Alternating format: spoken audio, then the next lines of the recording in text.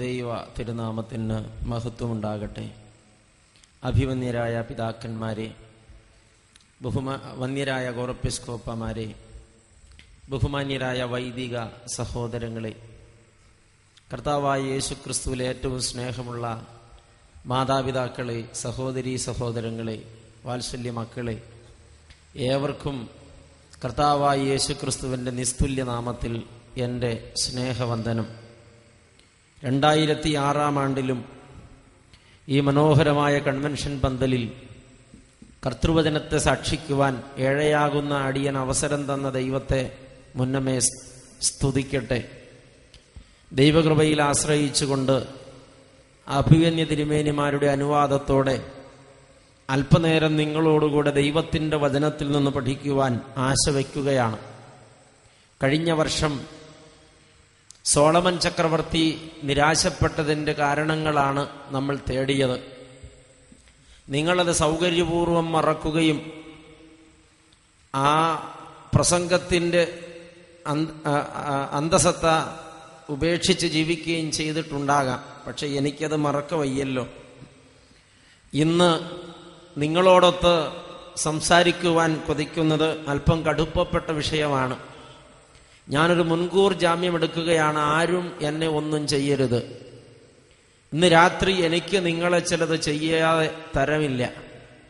കർത്താവ് എന്നെ അങ്ങനെ ഹേമിക്കുകയാണ്. പരിഭവമൊന്നും തോന്നരുത്. തോന്നിയാലും വിരോധമില്ല. ഞാനിവിടെ നിൽക്കുന്നത് ഇതിൻ്റെ സംഘാടകർ വിളിച്ചതുകൊണ്ടല്ല, ദൈവം അയച്ചതുകൊണ്ടാണ്. അതുകൊണ്ട് ഞാൻ സംഭാഷണം തുടങ്ങട്ടെ. ഇന്നത്തെ പഠന വിഷയം ശുദ്ധമുള്ള നഹൂം പ്രവചനം 2-ാമത്തെ അധ്യായം 1-ാമത്തെ തിരുവചനമാണ്.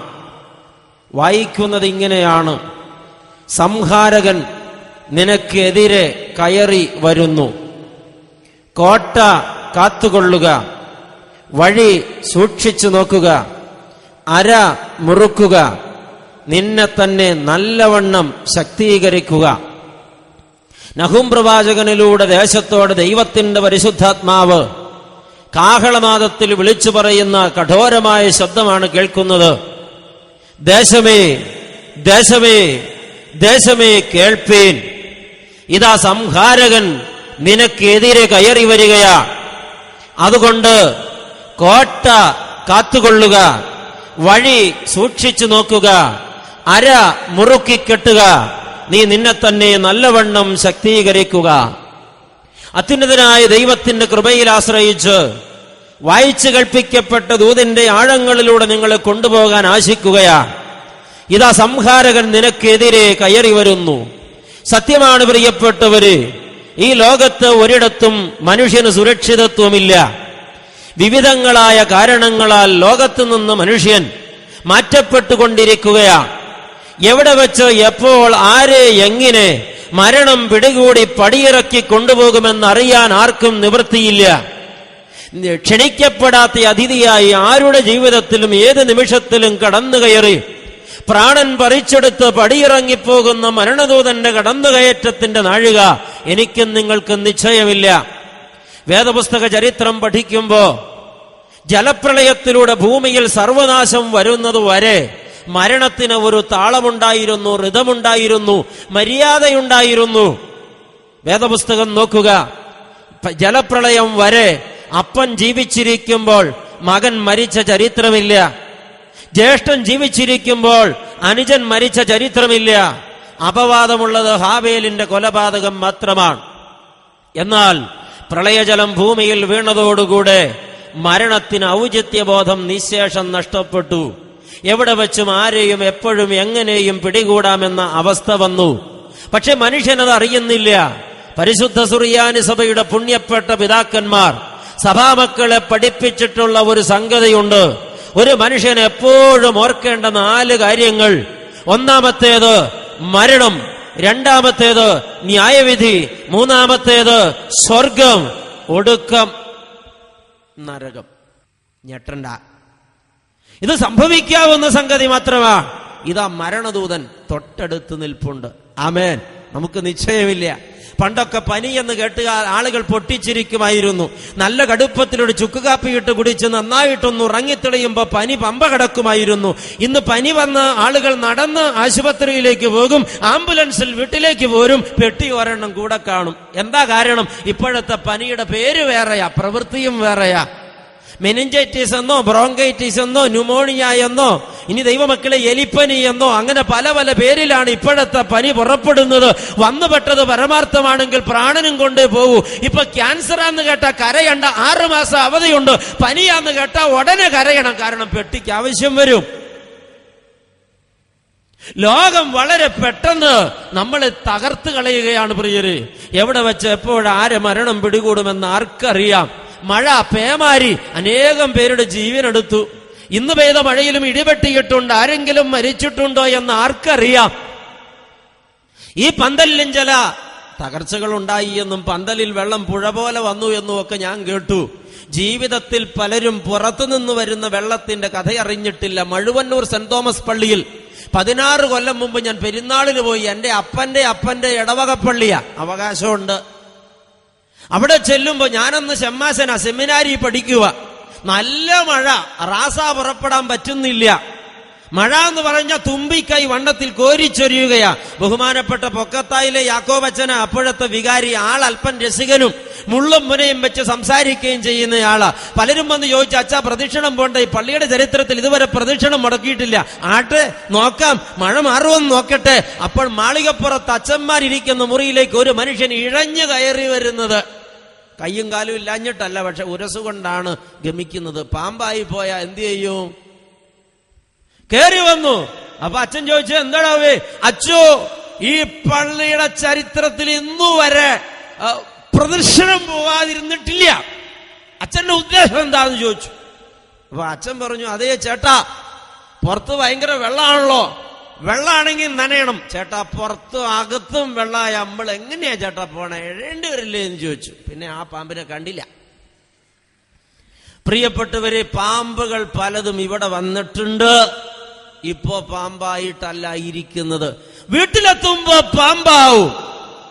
സ്നേഹിത, മരണം ഈ രാത്രി നിന്റെ മേൽ പടവാൾ ഓങ്ങി ഇടിച്ചിറങ്ങി വന്നാൽ നാളെ നീ പെട്ടിക്കകത്താണെന്ന് നിനക്ക് ഓർമ്മയുണ്ടോ? ഇതാ സംഹാരകൻ നിനക്കെതിരെ കയറി വരുന്നു. വളരെ വേഗം അത് നിന്റെ മേൽ വന്നു വീഴാം. നീ ഒരുങ്ങിയിട്ടുണ്ടോ? അത് ഇടിമിന്നലായിട്ട്, സർപ്പദംശനമായിട്ട്, വാഹനാപകടമായിട്ട് വന്നു ഭവിക്കാം. ഞങ്ങളുടെ പൗരസ്ത്യ സുവിശേഷ സമാജത്തിൽ വളർന്നു വന്ന, വളരെ തീവ്രമായി കർത്താവിന്റെ വചനം പ്രസംഗിച്ചു കൊണ്ടിരുന്ന ബഹുമാനപ്പെട്ട ലിജു വർഗീസ് അച്ഛൻ, 28 വയസ്സ് പ്രായം, 2 മാസം മുമ്പ് തിരുവല്ലായിൽ ഒരു കൺവെൻഷന് പ്രസംഗിച്ചിട്ട് പെരുമ്പാവൂരിൽ കുർബാന ചെല്ലാൻ ശനിയാഴ്ച രാത്രി 11 മണിക്ക് തിരുവല്ലായിൽ നിന്ന് പോയതാ. രാത്രി 1:45 മണിക്ക് മൂവാറ്റുപുഴയിൽ നിന്ന് പെരുമ്പാവൂർക്ക് യാത്ര ചെയ്ത് കീഴിലെത്തെത്തി കുറുപ്പമ്പടിക്ക് വലത്തോട്ട് തിരിയാൻ കാറിന്റെ ഇൻഡിക്കേറ്റർ ഇട്ട് റൈറ്റ് തിരിഞ്ഞ അച്ഛന് ഈ കയറി ചെന്നത് എതിരെ വന്ന നാഷണൽ പെർമിറ്റ് ലോറിയിലെ ഡ്രൈവർ കണ്ടില്ല. നേർക്ക് നേരെ ഇടിയായിരുന്നു പ്രിയരെ. ഈ ലോറിയുടെ ഇടയുടെ ആഘാതത്തിൽ കാറിന്റെ ചില്ല് ബോണറ്റ് പൊങ്ങി തള്ളി അച്ഛന്റെ കഴുത്ത് പകുതി മുറിച്ചു കളഞ്ഞു. ഈ കാറ് തകർന്നിട്ട് അച്ഛന്റെ തല ലോറിയുടെ ബോണറ്റിൽ ഇടിച്ച് പഞ്ഞി പോലെ പൊടിഞ്ഞുപോയി. ഷെയ്പ്പ് ഉണ്ടാക്കി വെച്ചിട്ട് അച്ഛന്റെ മൃതദേഹം അടക്കി. വിവാഹിതനായിട്ട് 4 കൊല്ലമായി മക്കളില്ലാതെ അനേകരോട് പ്രാർത്ഥന ചോദിച്ച് ഞങ്ങളൊക്കെ മുട്ടിന്മേൽ നിന്ന് അച്ഛനൊരു അനന്തരാവകാശിയെ കൊടുക്കാൻ പൊട്ടിക്കരഞ്ഞ് പ്രാർത്ഥിച്ചതിന്റെ ഫലമായി സ്വർഗത്തിലെ ദൈവം അനുകമ്പ തോന്നി. അച്ഛന്റെ ഭാര്യ 2 മാസം ഗർഭിണിയായിരിക്കുന്നു. പാപം കുഞ്ഞ്, 23 വയസ്സ് പ്രായം. ആ കുഞ്ഞിന് അവന്റെ അപ്പനെ കാണാൻ പറ്റിയില്ല. ആ സ്ത്രീയുടെ ഭർത്താവ് 28-ാം വയസ്സിൽ പോയി. ഞങ്ങളിൽ പ്രിയപ്പെട്ട ഒരു അഭിഷിക്തൻ ദൈവമക്കളെ അറിയുമോ? ഏത് നിമിഷം എങ്ങനെ മരണം വരുമെന്ന് നിനക്കറിയില്ല. ഇതാ സംഹാരകൻ നിനക്കെതിരെ കയറി വരുന്നു. ഇത് സ്വാഭാവികമായും നമ്മൾ ചിന്തിക്കാത്തതും എന്നാൽ എപ്പോഴും ചിന്തിക്കേണ്ടതുമായ ഒരു സത്യമാ. എന്താണ് ഓർക്കാത്തത്? കണ്ണൂർ ജില്ലയിൽ ഞാൻ 3 കൊല്ലം താമസിച്ച് ശുശ്രൂഷിച്ചതായ കേളകം പള്ളിയിൽ അഭിവന്ദ്യനായ സേവറിയോസ് തിരുമേനി ഈ കൊല്ലം പോയി പെരുന്നാൾ നടത്തി. തിരുമേനി പോന്നതിന്റെ പിറ്റേന്നാളിൽ ഞാൻ അവിടെ ചെന്ന് 3 ദിവസം പ്രസംഗിച്ചിട്ടാണ് മടങ്ങിപ്പോന്നത്. ദൈവമക്കളെ, സന്തോഷമുണ്ട്. ആ ഇടവകയിൽ എന്റെ കൂടെ പള്ളി സെക്രട്ടറിയായി 2 കൊല്ലം ശുശ്രൂഷ ചെയ്ത ബാബു എന്നു പേരുള്ള ചെറുപ്പക്കാരന്റെ അപ്പൻ വർക്കിച്ചേട്ടൻ ക്യാൻസർ രോഗിയായിരുന്നു. 2005 ഫെബ്രുവരി മാസം 24 തീയതി ഞാൻ അവിടെ പ്രസംഗിക്കാൻ ചെന്നപ്പോ വർക്കിച്ചേട്ടൻ എന്റെ അടുത്ത് വന്ന് പറഞ്ഞു, അച്ഛാ എനിക്ക് സുഖമില്ല, ക്യാൻസർ ആണ്, അച്ഛൻ പ്രാർത്ഥിക്കണം. 2006 അച്ഛൻ വരുമ്പോ കാണുമോ എന്ന് അറിയില്ല. കുഴപ്പമില്ല വർക്കിച്ചേട്ട, ഒരുങ്ങിയിരുന്നാൽ അവിടെ വെച്ച് നമുക്ക് കാണാം, പ്രാർത്ഥിച്ചൊരുങ്ങിക്കോളൂ. 4 മാസം മുമ്പ് വർക്കിച്ചേട്ടൻ ഒരു ദിവസം ഉച്ച കഴിഞ്ഞ് 3 മണിക്ക് മരിച്ചുപോയി. കേളകത്ത് നിന്നൊരു ചെറുപ്പക്കാരൻ കോതമംഗലത്ത് തന്നെ വിളിച്ചു പറഞ്ഞു, അച്ഛാ നമ്മുടെ വർക്കിച്ചേട്ടൻ മരിച്ചുപോയി. ഞാൻ പറഞ്ഞു, നന്നായിരിക്കട്ടെ. വേദനകളേറെ തിന്നാതെ ലോകത്തിന്റെ ഈ ബന്ധനത്തിൽ നിന്ന് ആ ആത്മാവ് രക്ഷപ്പെട്ടല്ലോ. ആ ചെറുപ്പക്കാരൻ പ്രതികരിക്കുന്നില്ല. എന്താ മോനെ മിണ്ടാത്തത്? അച്ഛാ വർക്കിച്ചേട്ടന്റെ ഭാര്യ മറിയാമ്മച്ചേട്ടത്തെയും മരിച്ചുപോയി. അയ്യോ, അതെന്തു പറ്റി? വർക്കിച്ചേട്ടൻ 2 മണിക്ക് മരിച്ചു. മൃതദേഹം 3 മണിക്ക് വീട്ടിലെത്തിച്ചു. യാത്രയെപ്പോലുള്ള ക്രമീകരണം ചെയ്യാൻ മക്കൾ 4 വഴിക്കും പോയി. മറിയാമ്മച്ചേടത്തി ഭർത്താവിന്റെ മുഖത്ത് നോക്കിക്കൊണ്ട് നിന്നു. 10 മിനിറ്റ് നിന്ന നിപ്പിൽ വെട്ടിയിട്ട് വാഴ പോലെ മറിഞ്ഞു വീണു. മക്കളൊക്കെ താങ്ങി താഴെ കിടത്തി. പെൺമക്കൾ അടുത്തുണ്ടായിരുന്നു. അവർ അലമുറയിട്ട് കരഞ്ഞു. വണ്ടി വന്നു, അമ്മയെ ആശുപത്രിയിൽ എത്തിച്ചു.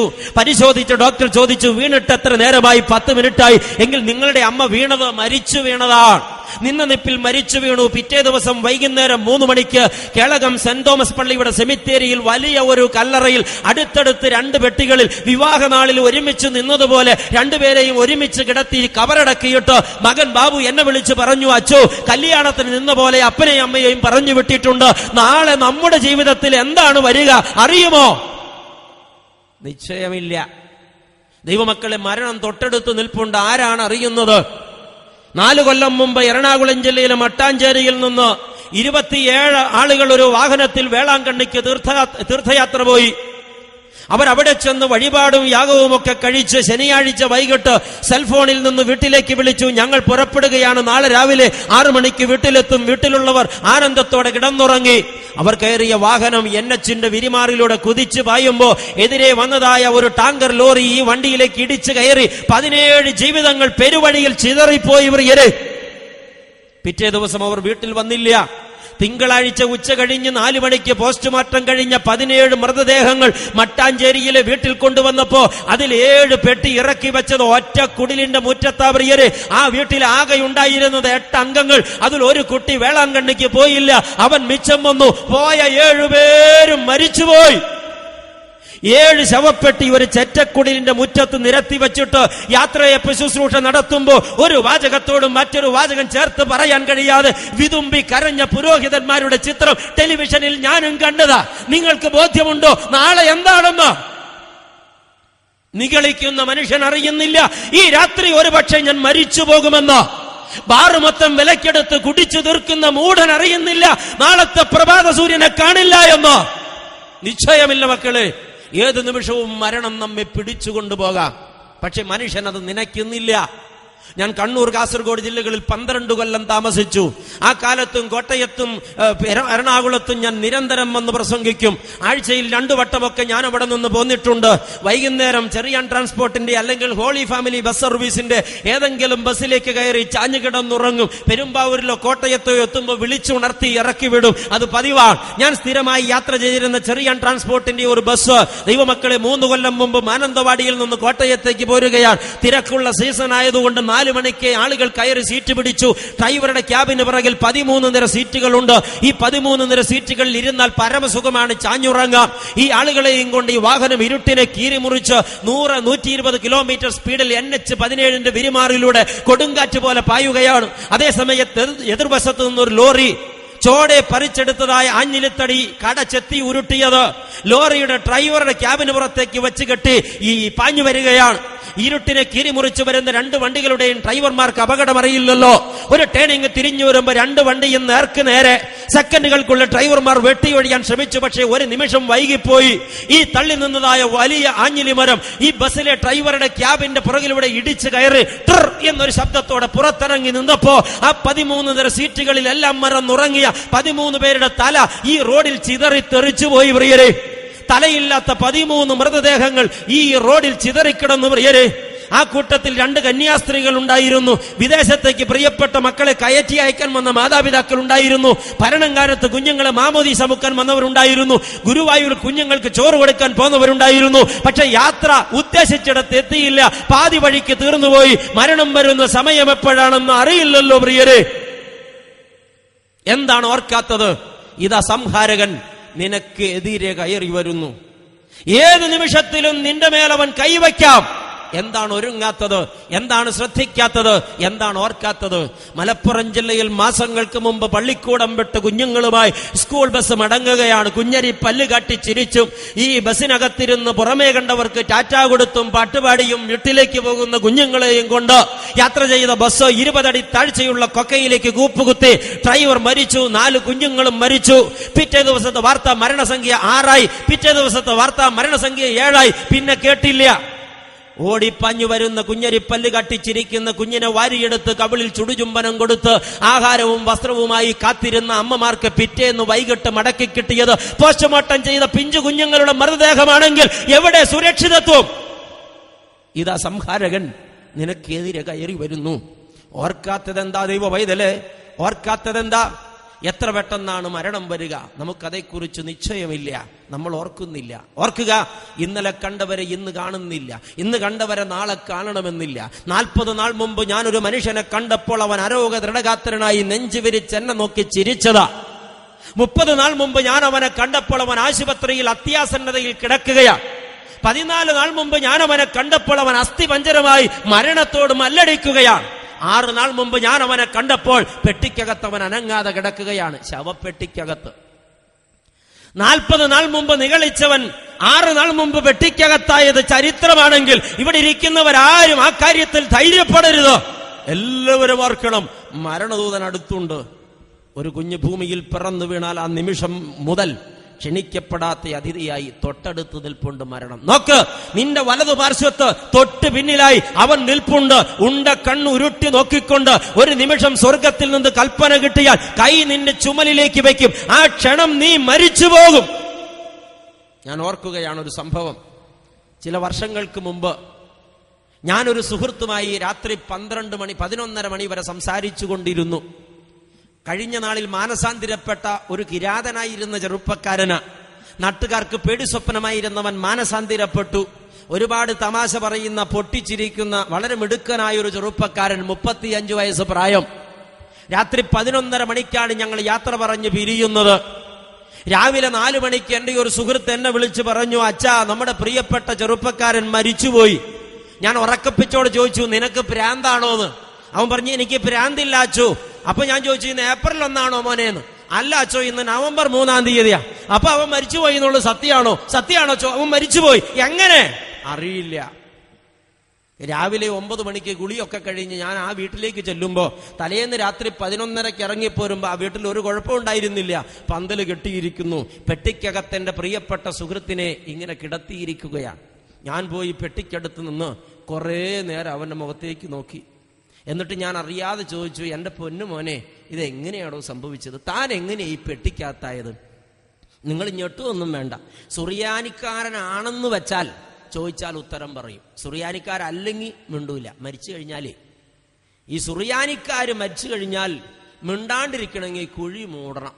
അതുവരെ അവർ വർത്താനം പറഞ്ഞുകൊണ്ടിരിക്കും. ഇവിടുത്തെ കഥ എനിക്കറിയില്ല, തിരുവല്ലക്കാരുടെ കഥ എനിക്കറിയില്ല. ഞങ്ങളുടെ വയനാട്ടിലൊക്കെ യാക്കോബായക്കാർ അങ്ങനെയാണ്.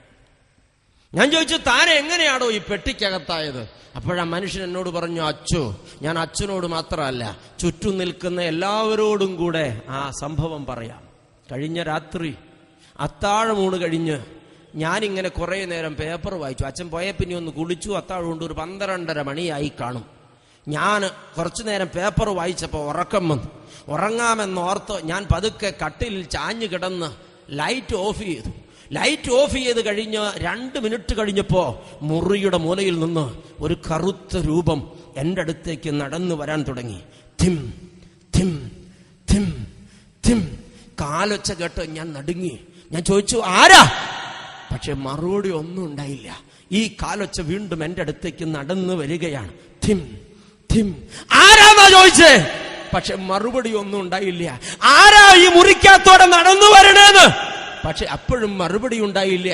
ലൈറ്റ് ഇട്ട് നോക്കാമെന്ന് നിனைച്ച് ഞാൻ സ്വിച്ചിനടുത്തേക്ക് വിരൽ നീട്ടുമ്പോ പെട്ടെന്നാണ് ഒരു കൈ എന്റെ കയ്യിൽ കടന്നു പിടിച്ചത്. അയ്യോ, ഐസ് പോലത്തെ തണുപ്പായിരുന്ന ആ കൈക്ക് ആരാ എന്നെ പിടിച്ചേ?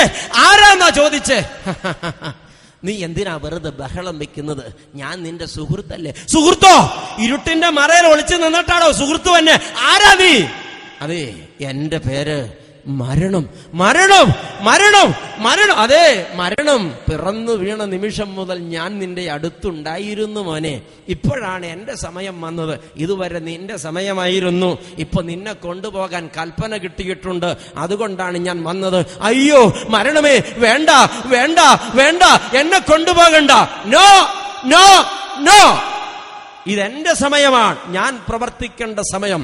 നിന്നെ കൊണ്ടുപോകാതെ എനിക്ക് തരമില്ല. പൊന്നുമരണമേ, വേണ്ട വേണ്ട, പറ്റില്ല എന്ന് പറഞ്ഞില്ലേ? എങ്കിൽ എനിക്കൊരു 5 മിനിറ്റ് സമയം എന്താ? ഞാൻ എന്റെ ഭാര്യയോടൊന്ന് യാത്ര പറയട്ടെ, എന്റെ കുഞ്ഞു മക്കൾക്കൊരു ചുംബനം കൊടുക്കട്ടെ, എനിക്ക് കൊടുക്കാനുള്ള കണക്ക് ഞാൻ എഴുതിയില്ലെങ്കിൽ കിട്ടാനുള്ള കണക്കൊന്ന് എഴുതി വെക്കട്ടെ. Please 5 minutes. No no no. അപ്പൊ ഞാൻ പറഞ്ഞു, മരണമേ നീ എന്താ ഈ പറയണേ? ഈ ഭൂമിയിൽ ഒരുപാട് പേർക്ക് ഞാൻ കൈക്കൂലി കൊടുത്ത് കാര്യം നേടിയിട്ടുണ്ട്. ഞാൻ നേടിയ സമ്പത്തിന്റെ നേർപകുതി നിനക്ക് തരാം. 10 മിനിറ്റ് ഇതാ. നേർപകുതിയല്ല, മുഴുവൻ തരാന്ന് വെച്ചാൽ ഞാൻ വഴങ്ങാൻ തയ്യാറല്ല. ഈ ലോകത്തിന്റെ ഉദ്യോഗസ്ഥന്മാർ പലരും കാശ് വാങ്ങി വഴങ്ങുന്നവരായിരിക്കാം. ഞാൻ ലോകത്തിന്റെ ഉദ്യോഗസ്ഥനല്ല, സ്വർഗത്തിലെ ഉദ്യോഗസ്ഥനാ. എനിക്ക് കാശ് വാങ്ങി വഴങ്ങാൻ പറ്റില്ല. ഞാൻ നീതിമാനാ. കൊണ്ടുപോകുന്നതിന്റെ കൊണ്ടുപോയി അച്ചു. ആ കൈയെടുത്ത് എന്റെ നെഞ്ചത്തേക്ക് വെച്ചു. അയ്യോ, അതെന്റെ നെഞ്ചിനകത്തേക്ക് താഴ്ന്നിറങ്ങിപ്പോയി. ഇത് പറിച്ചെടുത്തപ്പോ ഞാനും കൂടെ പോയച്ചു. ഈ കഥ ഇയാൾ പറഞ്ഞത് ഇങ്ങനെയൊന്നും ആയിരുന്നില്ല. ഹാ സ്നേഹിതരേ, മൃദുദൂതൻ വന്നെത്തി, വേഗം പോകാൻ അവനെന്നെ ധൃതി കൂട്ടി. പരിചിതരെ കണ്ടിടാനവനോടനുവാദം ഞാനഭ്യർത്ഥിച്ചു. യാചനയും കോഴകളും കൈക്കൊണ്ടില്ലവനയ്യോ. അവസാനം ഒരു നിലവിളിയിലാ ഈ കഥ പറഞ്ഞ് അവസാനിപ്പിച്ചത്. ഹാ സ്നേഹിതരെ, കഴിഞ്ഞ രാത്രി അത്താഴമുണ്ട്, ഉറങ്ങാൻ കൊതിച്ച് ഞാൻ എന്റെ കിടക്കയിൽ ചാഞ്ഞു കിടക്കുകയായിരുന്നു. അപ്പോൾ ഇരുട്ടിന്റെ മറപറ്റി മൃദുദൂതൻ വന്നെത്തി. അവൻ എന്റെ കയ്യിൽ കടന്നു പിടിച്ചു. ഞാൻ ഞെട്ടിപ്പോയി. വേഗം പോകാൻ അവനെന്നെ ധൃതി കൂട്ടി. ഞാൻ വാവിട്ട് നിലവിളിച്ചു. എന്റെ പ്രിയപ്പെട്ടവരെ കാണാൻ ഞാൻ അനുവാദം ചോദിച്ചു. പരിചിതരെ കണ്ടിടാനവനോടനുവാദം ഞാനഭ്യർത്ഥിച്ചു. ഫലമുണ്ടായില്ല. യാചന ഫലിക്കുന്നില്ലെന്ന് കണ്ടപ്പോ ഞാൻ കോഴ കൊടുക്കാമെന്ന് പറഞ്ഞു. പക്ഷേ യാചനയും കോഴകളും കൈക്കൊണ്ടില്ലവനയ്യോ. എന്റെ അച്ഛാ, അങ്ങനെയാ ഞാൻ ഈ പെട്ടിക്കകത്തായത്. നേരം വെളുക്കും വരെ സമയം തരാങ്ങി ശവസംസ്കാരം മുഴുവൻ നടത്തിയിട്ട് പോയിക്കോളാം ഞാൻ. ഇനിയിപ്പോ പ്രത്യേകിച്ച് നിങ്ങൾ കഷ്ടപ്പെടണ്ട, അങ്ങോട്ട് പോയി കിടന്നേച്ചാ മതി. ആമേൻ. ദൈവമക്കളെ, സത്യമാണ്. ഇങ്ങനെയാണ് ആ മനുഷ്യൻ പെട്ടിക്കകത്തായത്. കുറെ നേരം പാട്ടും പ്രാർത്ഥനയൊക്കെ കഴിഞ്ഞ് ഞാൻ നോക്കുമ്പോഴേ ഇത് ഞാൻ എടുത്തുകൊണ്ട് പോവുക ആൾക്കാര്. അപ്പൊ ഞാൻ ചോദിച്ചു, എടോ താൻ പോവുക? അപ്പൊ ആ മനുഷ്യൻ എന്നോടും ചുറ്റും നിന്ന് എല്ലാരോടുമായിട്ട് പറഞ്ഞു, എന്താ എല്ലാരും ദൂരെ മാറി നോക്കി നിൽക്കണേ, എല്ലാരും എന്റെ അടുത്തോട്ട് വാ, ഞാൻ പോണതായി കാണുന്നത്. എങ്ങനാ പറഞ്ഞെന്നറിയാമോ? വത്സലരേ ദൂരത്തെന്തിനു നിൽക്കുന്നൻ, അരികിൽ വരിൻ ശ്ലോമോ തരുവിൻ, പ്രാർത്ഥിച്ചിടുവിൻ, സങ്കടകീർത്തനമെൻ പേർക്കായി പാടിടുവിൻ, മൃതി പാതാള കവാടത്തിൽ ബന്ധിച്ചെന്നെ. കുറച്ചു നേരം കഴിഞ്ഞപ്പോ ഞാൻ വല്ലാത്ത ഒരു കാഴ്ച കണ്ടു. ഞെട്ടരുത്. ഈ മനുഷ്യൻ പതുക്കെ കൈ പെട്ടിക്ക് പുറത്തേക്കിട്ടു. ഈ പോണ പുള്ളിയെ, ഇയാളെ ചോന്നുകൊണ്ട് പോണ 6 പേരിൽ ഇവന്റെ തല പിടിച്ചുകൊണ്ട് പോണത് ഉറ്റ സ്നേഹിതനാ, മാനസാന്തരപ്പെടാത്ത ഒരു കക്ഷി ഇവിടെ ഇരിപ്പുണ്ട്. അവന്റെ തലയിൽ 2 മാന്തി. ഇവൻ പതുക്കെ മുകളിലോട്ട് നോക്കി ചോദിച്ചു, എന്താടാ ചത്താലി അടങ്ങിക്കിടക്കൂല്ലേന്ന് ചോദിച്ചു. അപ്പൊ ഈ പെട്ടിക്കകത്ത് കിടക്കണ ചങ്ങാതി പറയാണ്, മോനെ നീ ഞാൻ ഇങ്ങടെ ഒരുപാട് സ്ഥലത്ത് പോയി ഒരുപാട് പണി ചെയ്തതാ, ഞാൻ മാനസാന്തരപ്പെട്ടാ പോണേ. ദുഷ്ടാ, നീ ഇതുവരെ മാനസാന്തരപ്പെട്ടില്ലല്ലോടാ. ഞാൻ എവിടെയാ പോണേന്ന് നിനക്കറിയാവോ? നിന്റെ സ്ഥിരം തൊഴിൽ ഈ ശവം ചുമക്കലല്ലേടാ. ഞാൻ എവിടെയാ പോണേന്ന് നിനക്കറിയാവോ? പോകുന്നേ നൽകാൻ എന്റെ കണക്കെല്ലാം സർവരഹസ്യ വിധീശൻ തൻ തിരുസന്നിധിയിൽ.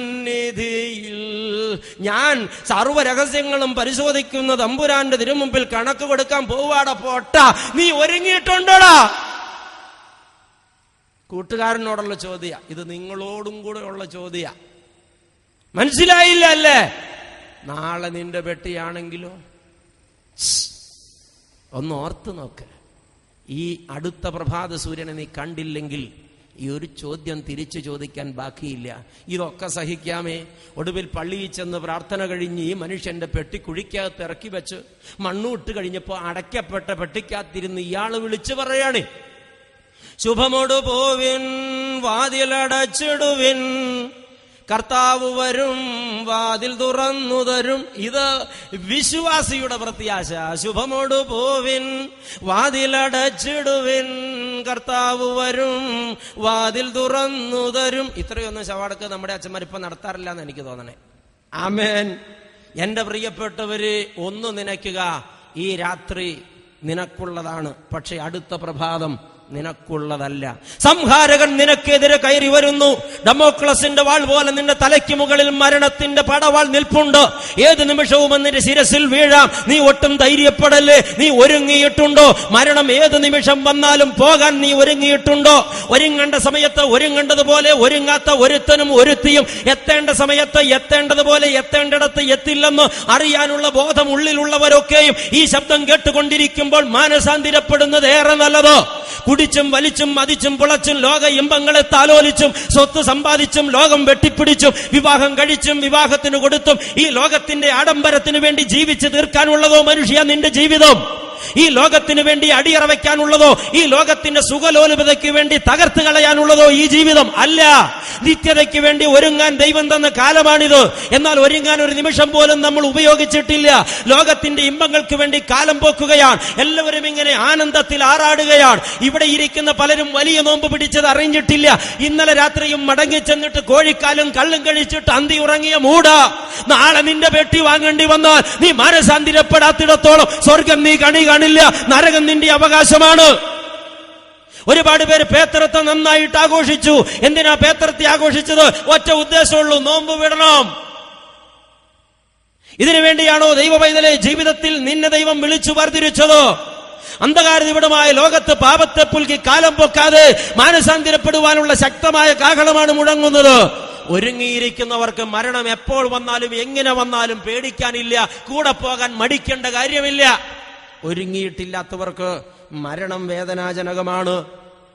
ഫിലിപ്പിയ ലേഖനം 1-ാം അധ്യായം 21-ാം വാക്യത്തിൽ വിശുദ്ധനായ പൗലോസ്ലീഹ എഴുതി, എനിക്ക് ജീവിക്കുന്നത് ക്രിസ്തുവും ആകയാൽ മരിക്കുന്നത് ലാഭവുമാണ്. ഞാൻ ആ വാക്യം തിരിച്ചു വായിക്കാം. പൗലോസ്ലീഹ കുറിച്ചു, എനിക്ക് മരിക്കുന്നത് ലാഭമാണ്. എന്തുകൊണ്ടെന്നാൽ ഞാൻ ജീവിക്കുന്നത് ക്രിസ്തുവിലാണ്. ക്രിസ്തുവിൽ ജീവിക്കുന്നവർക്ക്, ഭക്തിയിൽ ജീവിക്കുന്നവർക്ക്, സമർപ്പണത്തിൽ ജീവിക്കുന്നവർക്ക്, വിശുദ്ധിയിൽ ജീവിക്കുന്നവർക്ക് മരിക്കുന്നത് ലാഭമാണ്. പാപത്തിൽ ജീവിക്കുന്നവർക്ക്, മദ്യപാനത്തിൽ ജീവിക്കുന്നവർക്ക്, പുകവലിയിലും വ്യഭിചാരത്തിലും വെറിക്കൂത്തിലും ലോക ഇമ്പങ്ങളിലും ജീവിക്കുന്നവർക്ക്, ദ്രവ്യാഗ്രഹത്തിൽ ജീവിക്കുന്നവർക്ക്, മത്സരത്തിലും പകയിലും ജീവിക്കുന്നവർക്ക്, അമ്മാവിയമ്മ പോരും അമ്മാവിയമ്മയോടുള്ള പോരും നിരന്തരം തുടരുന്നവർക്ക് മരിക്കുന്നത് നഷ്ടമാണ്. ഇത് രാത്രി തിരിച്ചറിഞ്ഞാൽ നന്നായി. ഇതാ സംഹാരകൻ തൊട്ടടുത്തുണ്ട്. ആരും ആ കാര്യത്തിൽ സംശയിക്കണ്ട. എപ്പോഴാണ് നിന്റെ സമയമെന്ന് നിനക്കറിയാമെങ്കിൽ പറ. നിൽക്കുന്ന എനിക്കോ ഇരിക്കുന്ന നിനക്കോ അറിയില്ല സുഹൃത്തെ, മരണത്തിന്റെ സമയം എപ്പോഴാണെന്ന്.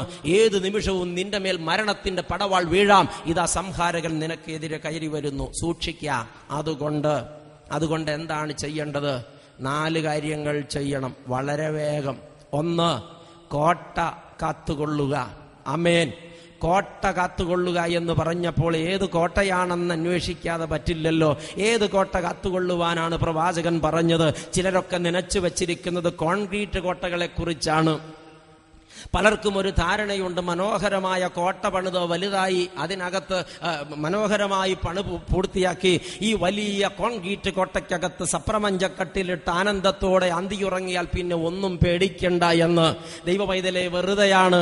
ഏത് കോട്ടയ്ക്കകത്തും മരണം കടന്നു വരും. ഇന്ന് മനുഷ്യന്റെ ഒരു പ്രധാനപ്പെട്ട ട്രെൻഡ് എന്താണെന്നറിയാമോ? എങ്ങനെയെങ്കിലും കുറെ പണം ഉണ്ടാക്കുക, അത് കോൺക്രീറ്റ് ആയിട്ട് കുഴച്ച് കൊട്ടാരം പണിയുക, അതിനകത്ത് കയറി പാർക്കുക. വേറെ ഒരു ഉദ്ദേശവുമില്ല. മലയാളിയുടെ ഏറ്റവും വലിയ നീച സ്വഭാവമാണത്. ഞാൻ ഈ കഴിഞ്ഞ നവംബർ മാസത്തിൽ പഞ്ചാബിലെ ലുധിയാനയിൽ പ്രസംഗിക്കാൻ ട്രെയിനിൽ യാത്ര ചെയ്യുമ്പോൾ കേരളത്തിന്റെ അതിർ വിട്ട ശേഷം ഒരൊറ്റ കൊട്ടാരവും കണ്ടില്ല. കേരളത്തിൽ വന്നാൽ മുഴുവനും കൊട്ടാരങ്ങളാ. ആളുകളുടെ ഒരു വിചാരം ഇനി ഞാൻ മരിക്കില്ല എന്നാണ്. ദൈവ പൈതലെ, കോൺക്രീറ്റ് ഉണ്ടാക്കി കുഴിച്ചിടാൻ എന്തുമാത്രം പണമാ മനുഷ്യൻ സമ്പാദിക്കുന്നത്.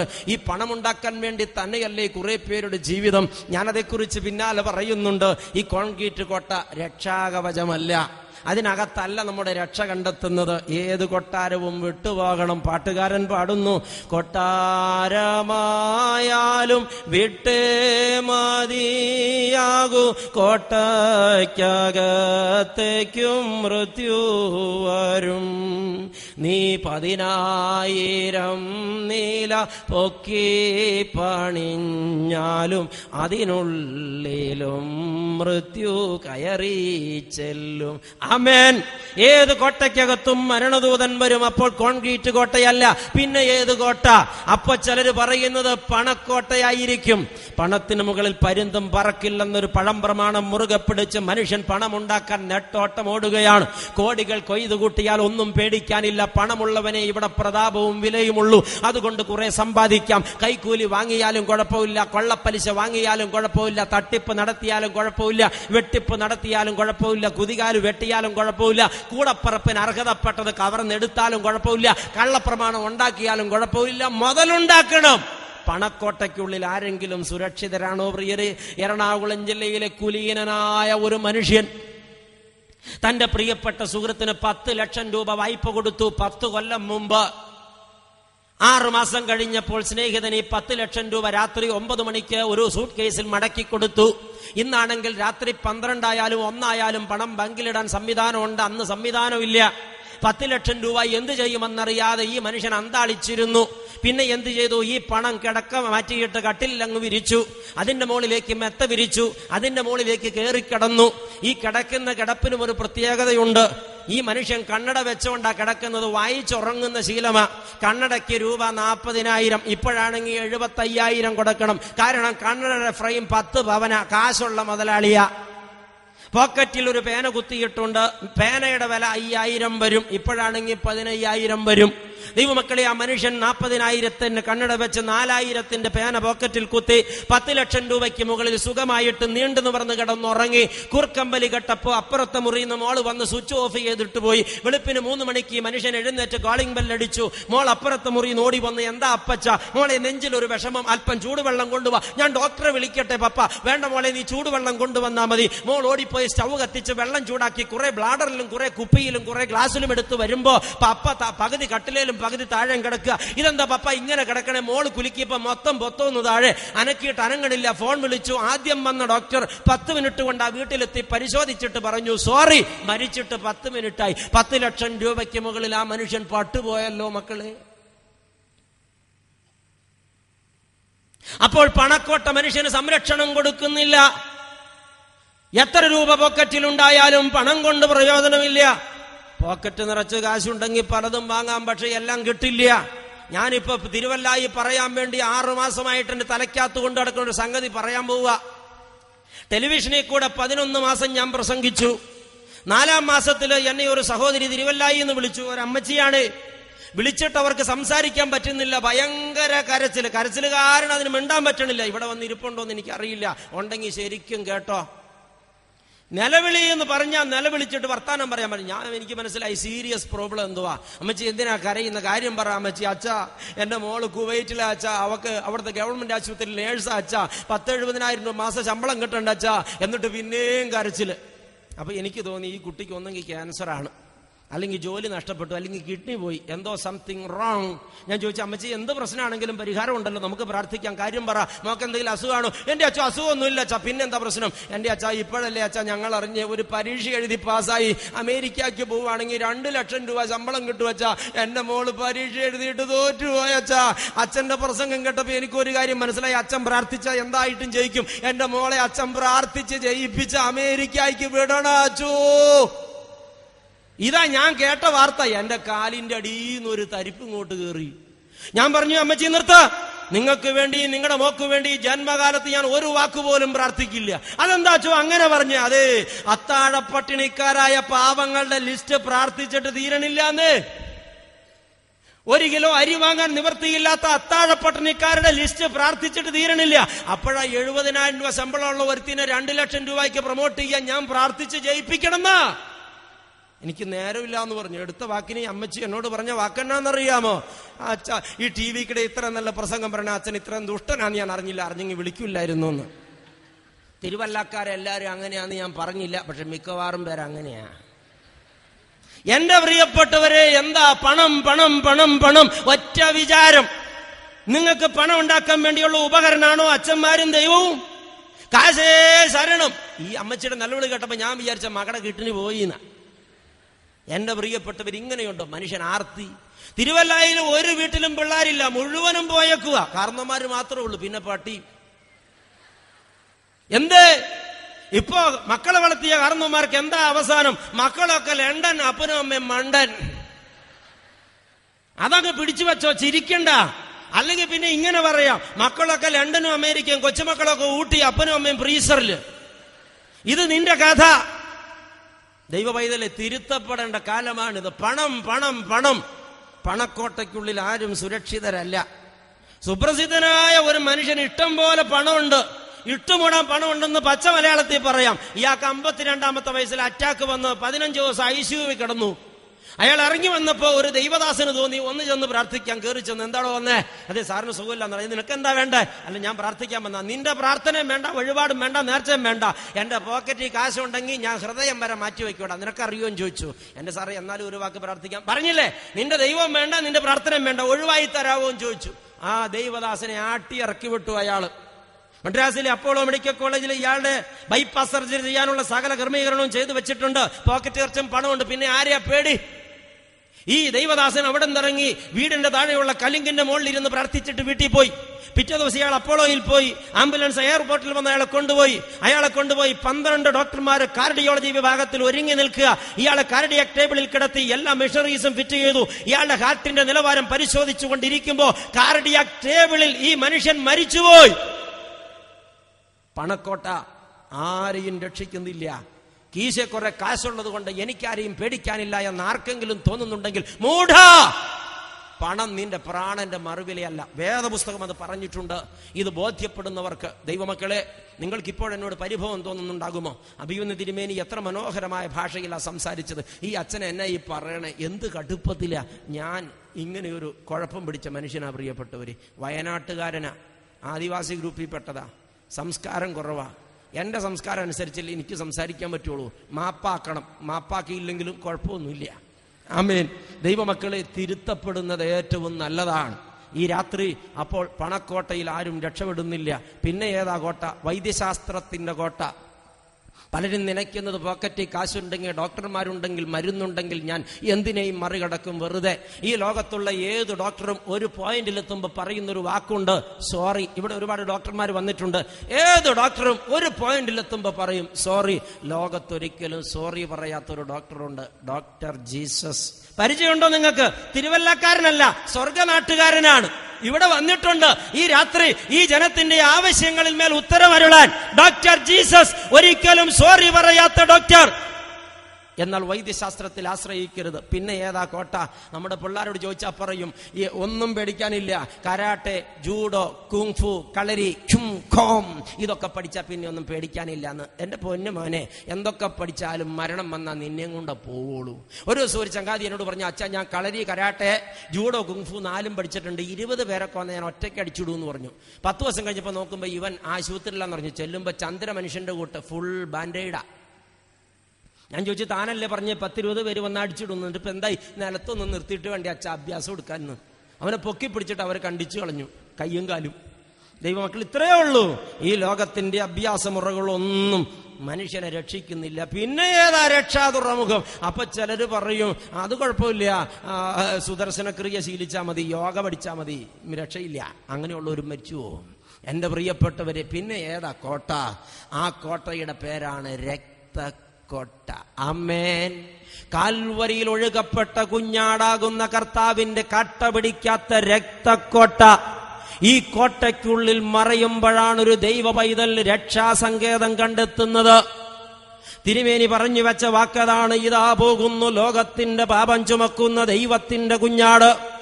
നിങ്ങൾ എന്റെ അടുക്കിലേക്ക് വരാനല്ല സ്നാപക യോഹന്നാൻ പറഞ്ഞത്, ആ പോകുന്നവനാണ് രക്ഷിതാവെന്ന് വിരൽ ചൂണ്ടിക്കാണിച്ചു. ചൂണ്ടുപലകയാണ് സുവിശേഷകൻ. ഈ നാളുകളിൽ പല സുവിശേഷകന്മാരും പല കൂട്ടായ്മക്കാരും പുതിയ പുതിയ സഭക്കാരും നിങ്ങൾ വേറെ എങ്ങും പോകല്ലേ, ഇങ്ങോട്ട് വാ, ഞങ്ങൾ സ്വർഗത്തിൽ കൊണ്ടുപോവാന്ന് പറയുമ്പോ സ്നാപക യോഹന്നാൻ പറഞ്ഞത് ഞാനല്ല, ഇതാ പോകുന്നു ലോകത്തിന്റെ പാപം ചുമക്കുന്ന ദൈവത്തിന്റെ കുഞ്ഞാട്.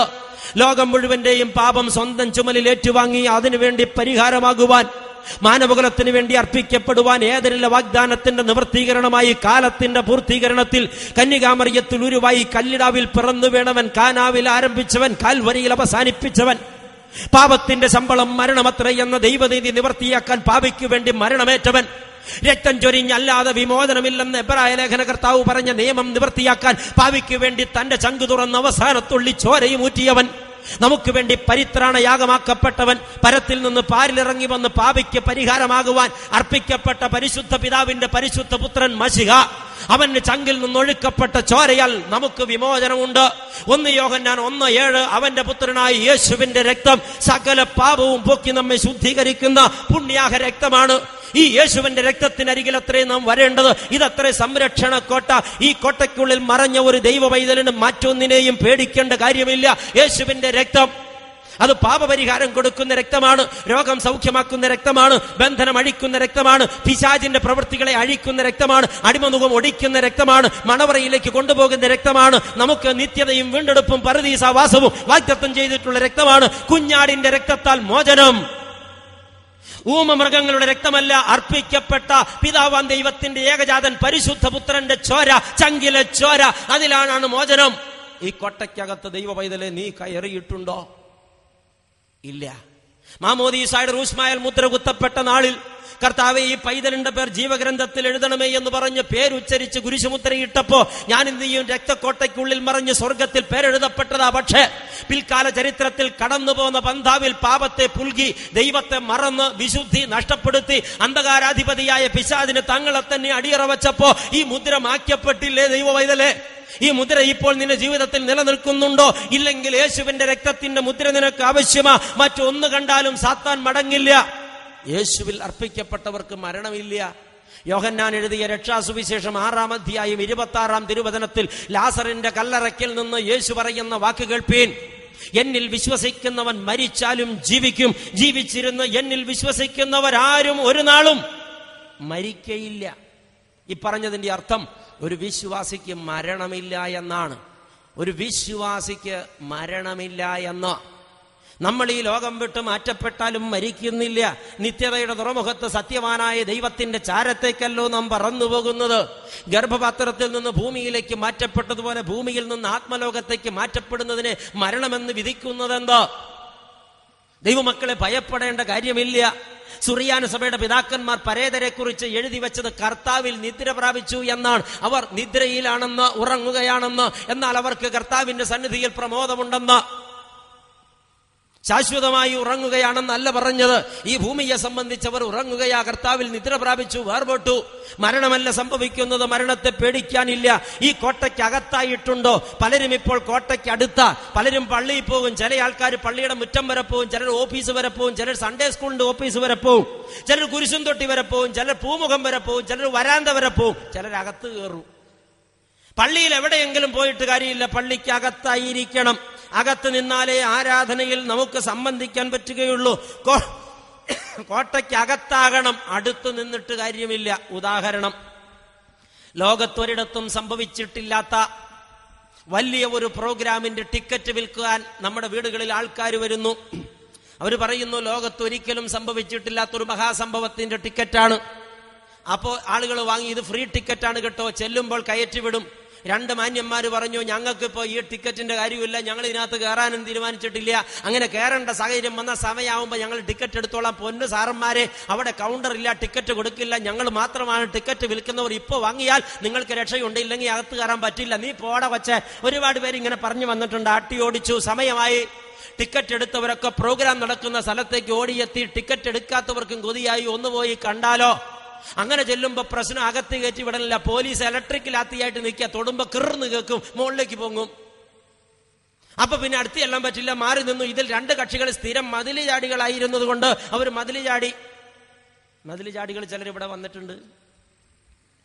ദൈവമക്കളെ, അവർ മതിൽ ചാടി അകത്ത് കയറി ചെന്നപ്പോ അതിനകത്ത് വേറെ ഒരു മതിൽ കെട്ട്. എന്തോ ചെയ്യാൻ പറ്റും, അവിടെയും പോലീസ് കാവല. ആ മതിലും ചാടി. അത് കഴിഞ്ഞ് നോക്കുമ്പോ അവിടെ ഒരു മതിൽ കെട്ട്, അവിടെയും പോലീസ് കാവല. ആ മതിലും ചാടി. ഏത് മതിലും ചാടാന്ന് വിചാരിക്കുന്ന ചില കക്ഷികളുണ്ട്. അവസാനം പ്രോഗ്രാം നടക്കുന്ന ഈ വലിയ ഓഡിറ്റോറിയത്തിന്റെ വാതിക്കലെത്തി. പക്ഷേ വാതിൽ അടച്ചേക്ക്, അകത്തേക്ക് കയറാൻ പാടില്ല, ഹൗസ് ഫുൾ എന്ന് എഴുതി വെച്ചിട്ടുണ്ട്. ടിക്കറ്റുള്ള സകലരെയും കയറ്റി. ഈ കക്ഷികൾ പുറത്തായി. അകത്ത് ഭയങ്കരമായൊരു പ്രോഗ്രാം അരങ്ങ് തകർക്കുക. ഈ കക്ഷികൾ നിൽക്കുന്ന സ്ഥലവും പ്രോഗ്രാം നടക്കുന്ന സ്ഥലവും തമ്മിൽ ഒരു വാതിൽപ്പാളിയുടെ അകലമേ ഉള്ളൂ. ഇവരടുത്താണ് നിൽക്കുന്നത്, പക്ഷേ അകത്തല്ല. എന്റെ പ്രിയപ്പെട്ടവരെ, ആസ്വാദനം നടക്കില്ല. ഇപ്പോൾ ഈ പാവപ്പെട്ട അച്ഛൻ ചെയ്തുകൊണ്ടിരിക്കുന്നത് ലോകത്തൊരിക്കലും നടന്നിട്ടില്ലാത്ത, ഒരിക്കൽ മാത്രം നടക്കാൻ പോകുന്ന ഒരു ലോകോത്തര സംഗതിയുടെ ടിക്കറ്റ് വിൽപ്പനയാ. മറ്റൊന്നുമല്ല, കുഞ്ഞാടിന്റെ കല്യാണത്തിന്റെ ടിക്കറ്റ്. ആമേൻ.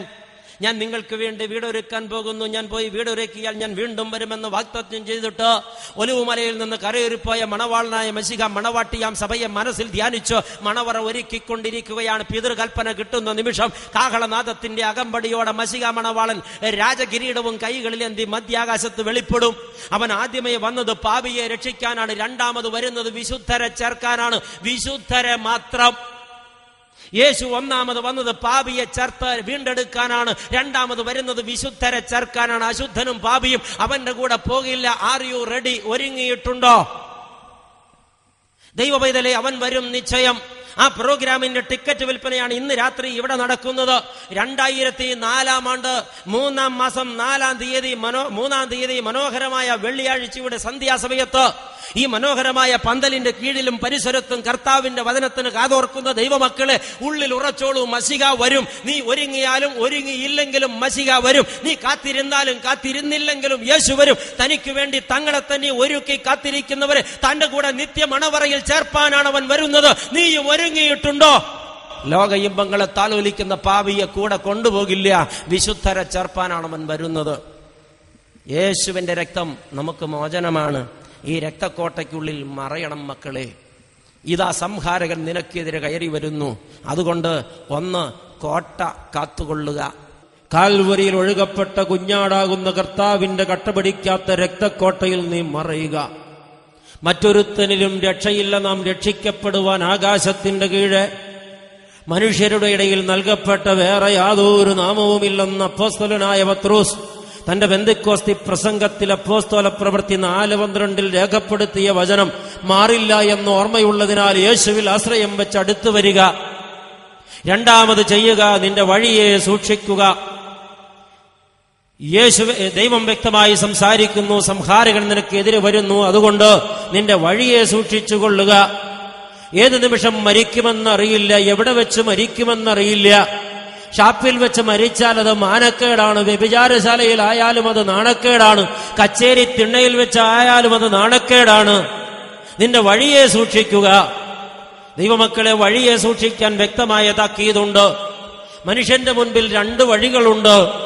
ഒന്നാമത്തേത് വിശുദ്ധിയുടെ വഴി, സ്നേഹത്തിന്റെ വഴി, സന്തോഷത്തിന്റെ വഴി, സഹനത്തിന്റെ വഴി, പങ്കുവയ്ക്കലിന്റെ വഴി, വിട്ടുവീഴ്ചയുടെ വഴി, സമാധാനത്തിന്റെ വഴി, ആത്മസന്തോഷത്തിന്റെ വഴി, ദൈവമക്കളുടെ വഴി, സ്വർഗത്തിലേക്കുള്ള വഴി, സ്നേഹത്തിന്റെ വഴി. അത് വഴി നമ്പർ 1. മറുവശത്ത് രണ്ടാമത് മറ്റൊരു വഴിയുണ്ട്. പാപത്തിന്റെ വഴി, പിശാചിന്റെ വഴി, നരകത്തിന്റെ വഴി, മദ്യപാനത്തിന്റെ വഴി, വെറിക്കൂത്തിന്റെ വഴി, വ്യഭിചാരത്തിന്റെ വഴി, കൈക്കൂലിയുടെ വഴി, കളവിന്റെ വഴി, ചതിയുടെ വഴി, വഞ്ചനയുടെ വഴി. എന്റെ ദൈവ പൈതലേ, അത് നരകത്തിലേക്കുള്ള നാശത്തിന്റെ വഴിയാണ്. വഴി നമ്പർ 2. ഇപ്പൊ നമ്മുടെ ആൾക്കാർ ഇതിൽ ഏത് വഴിക്കോടെയാ നടക്കണേന്ന് ചോദിച്ചോം കുറ്റവാളി. എന്താന്ന് ചോദിച്ചാൽ നമ്മുടെ ആൾക്കാർ ഈ രണ്ട് വഴിക്കൂടെ അത്യാവശ്യമൊക്കെ മാറി മാറി നടക്കുന്നവരാ. പ്രിയപ്പെട്ടവർ, അങ്ങനെ നടക്കാൻ പറ്റുമോ എന്നുള്ളതാണ് ഒരു ചോദ്യം. പിന്നെ ഇല്ലേ, അതിന് ഞങ്ങളൊരു വഴി കണ്ടുപിടിച്ചിട്ടുണ്ട്. നമ്മളിപ്പോ നടക്കുന്നത് മൂന്നാമതൊരു വഴിക്കൂടെയാണ്. ആ വഴിയുടെ പേരെന്നാന്നറിയാമോ? അവനവന്റെ വഴി. അവനവന്റെ വഴി എന്നാണ് ആ വഴിയുടെ പേര്. ഞായറാഴ്ച രാവിലെ കൃത്യമായിട്ട് പള്ളിയിൽ പോവും. പള്ളിക്ക് അകത്തോട്ടൊന്നും പോവില്ല, കോമ്പൗണ്ട് വരെ പോവും. എപ്പോഴാന്ന് ചോദിച്ചാ പടിഞ്ഞാട്ടെടുക്കുമ്പോ. എപ്പോഴെങ്കിലും പോയാ പോരെ, പോയി അത് കഴിഞ്ഞിറങ്ങി നൂൺ ഷോയ്ക്ക് കയറി. അത് മിക്കവാറും ഏയോ ബ്ലൂവോ ആയിരിക്കും. അത് കണ്ടാണല്ലോ അതിനോട് പ്രിയം. അവിടെ നിന്നിറങ്ങി ഉച്ചഭക്ഷണം വയറ് നിറച്ച് കഴിച്ചിട്ട് മാറ്റിലേക്ക് കയറും. അവിടെ നിന്നിറങ്ങി വയറ് നിറച്ച് കള്ളു കുടിക്കും. പിന്നെ പോകുന്നത് വേറെ ചില ഇടത്തേക്കാണ്, പറയാൻ കൊള്ളൂല. അവിടെ നിന്നിറങ്ങി ഒത്താ വീട്ടിൽ പോവും, ഇല്ലെങ്കിൽ പോവില്ല. എന്നിട്ട് പറയണ ന്യായം എന്താ? ഞാൻ എല്ലാ ഞായറാഴ്ചയും പള്ളിയിൽ പോണ്ടല്ലോ, പിന്നെ എന്തുകൊണ്ട് എന്നെ സ്വർഗത്തിൽ കറ്റൂല? അച്ഛൻ പോച്ചോ, കുഴപ്പമില്ല. നീ പിന്നെ എവിടെയൊക്കെ പോയി? അവിടെ വരുമ്പോഴാ അതിന്റെ കുഴപ്പം. പള്ളിയിൽ പോയത് കൊണ്ട് എല്ലാമായി എന്ന് നനച്ച പിന്നെ എവിടെയെങ്കിലുമൊക്കെ പോകാന്നുള്ള ചിന്ത ഇപ്പൊ നിർത്ത. പള്ളിയിൽ പോണം, ഷാപ്പിൽ പോണം. രണ്ട് വഴിക്കൂടെ ഒപ്പവും പോകാൻ പറ്റില്ല. ഒന്നുകിൽ ദൈവത്തിന്റെ വഴി, അല്ലെങ്കിൽ പിശാചിന്റെ വഴി. രണ്ട് വഴിയും കൂടെ കോട്ടി കുഴയ്ക്കല്ലേ ദൈവ പൈതലേ. രണ്ടിൽ ഒരു വഴിയാണ് നിനക്ക് കാമ്യമായിട്ടുള്ളത്. നീ നിന്റെ വഴിയെ സൂക്ഷിക്കണം. ആമേൻ. ഞാനിപ്പോ ദൈവമക്കളെ നിങ്ങളെ ഒരു കാര്യത്തിന് വെല്ലുവിളിക്കുക. ഈ പന്തലിൽ നിന്ന് പുറത്തോട്ടിറങ്ങി ഈ റോട്ടിലേക്ക് കയറി തെക്കോട്ടും കിഴക്കോട്ടും പടിഞ്ഞാട്ടും ഒപ്പം നടന്നു കാണിക്കാൻ ആരെങ്കിലും തയ്യാറുണ്ടോ? ഉണ്ടെങ്കിൽ ഞാൻ നിങ്ങൾക്കൊരു സമ്മാനം തരാം. വെറുതെ ഒന്നും നടക്കണ്ട. ദേ, ഒരു പവനുണ്ട്. ആരെങ്കിലും കൈവയ്ക്കുകയോ?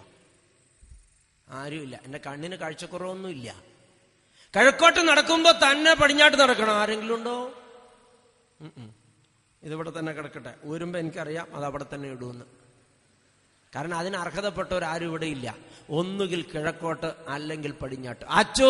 അച്ഛൻ അറിയാൻ പാടില്ലാത്തൊരു സൂത്രം ഞങ്ങൾ പഠിപ്പിച്ചു തരാം. എന്താണെന്നറിയോ? ഞങ്ങൾ കുറച്ചു നേരം കിഴക്കോട്ട് എടുക്കും, കുറച്ചു നേരം പടിഞ്ഞാട്ട് എടുക്കും, പിന്നെ കുറച്ചു നേരം കിഴക്കോട്ട് എടുക്കും, പിന്നെ കുറച്ചു നേരം പടിഞ്ഞാട്ട് എടുക്കും. ഷാപ്പ് കാണുമ്പോ അവിടെ ഒന്ന് കയറും, പള്ളി കാണുമ്പോ അവിടെ കയറും, പണ്ണാരം കാണുമ്പോ പൈസ ഇടും.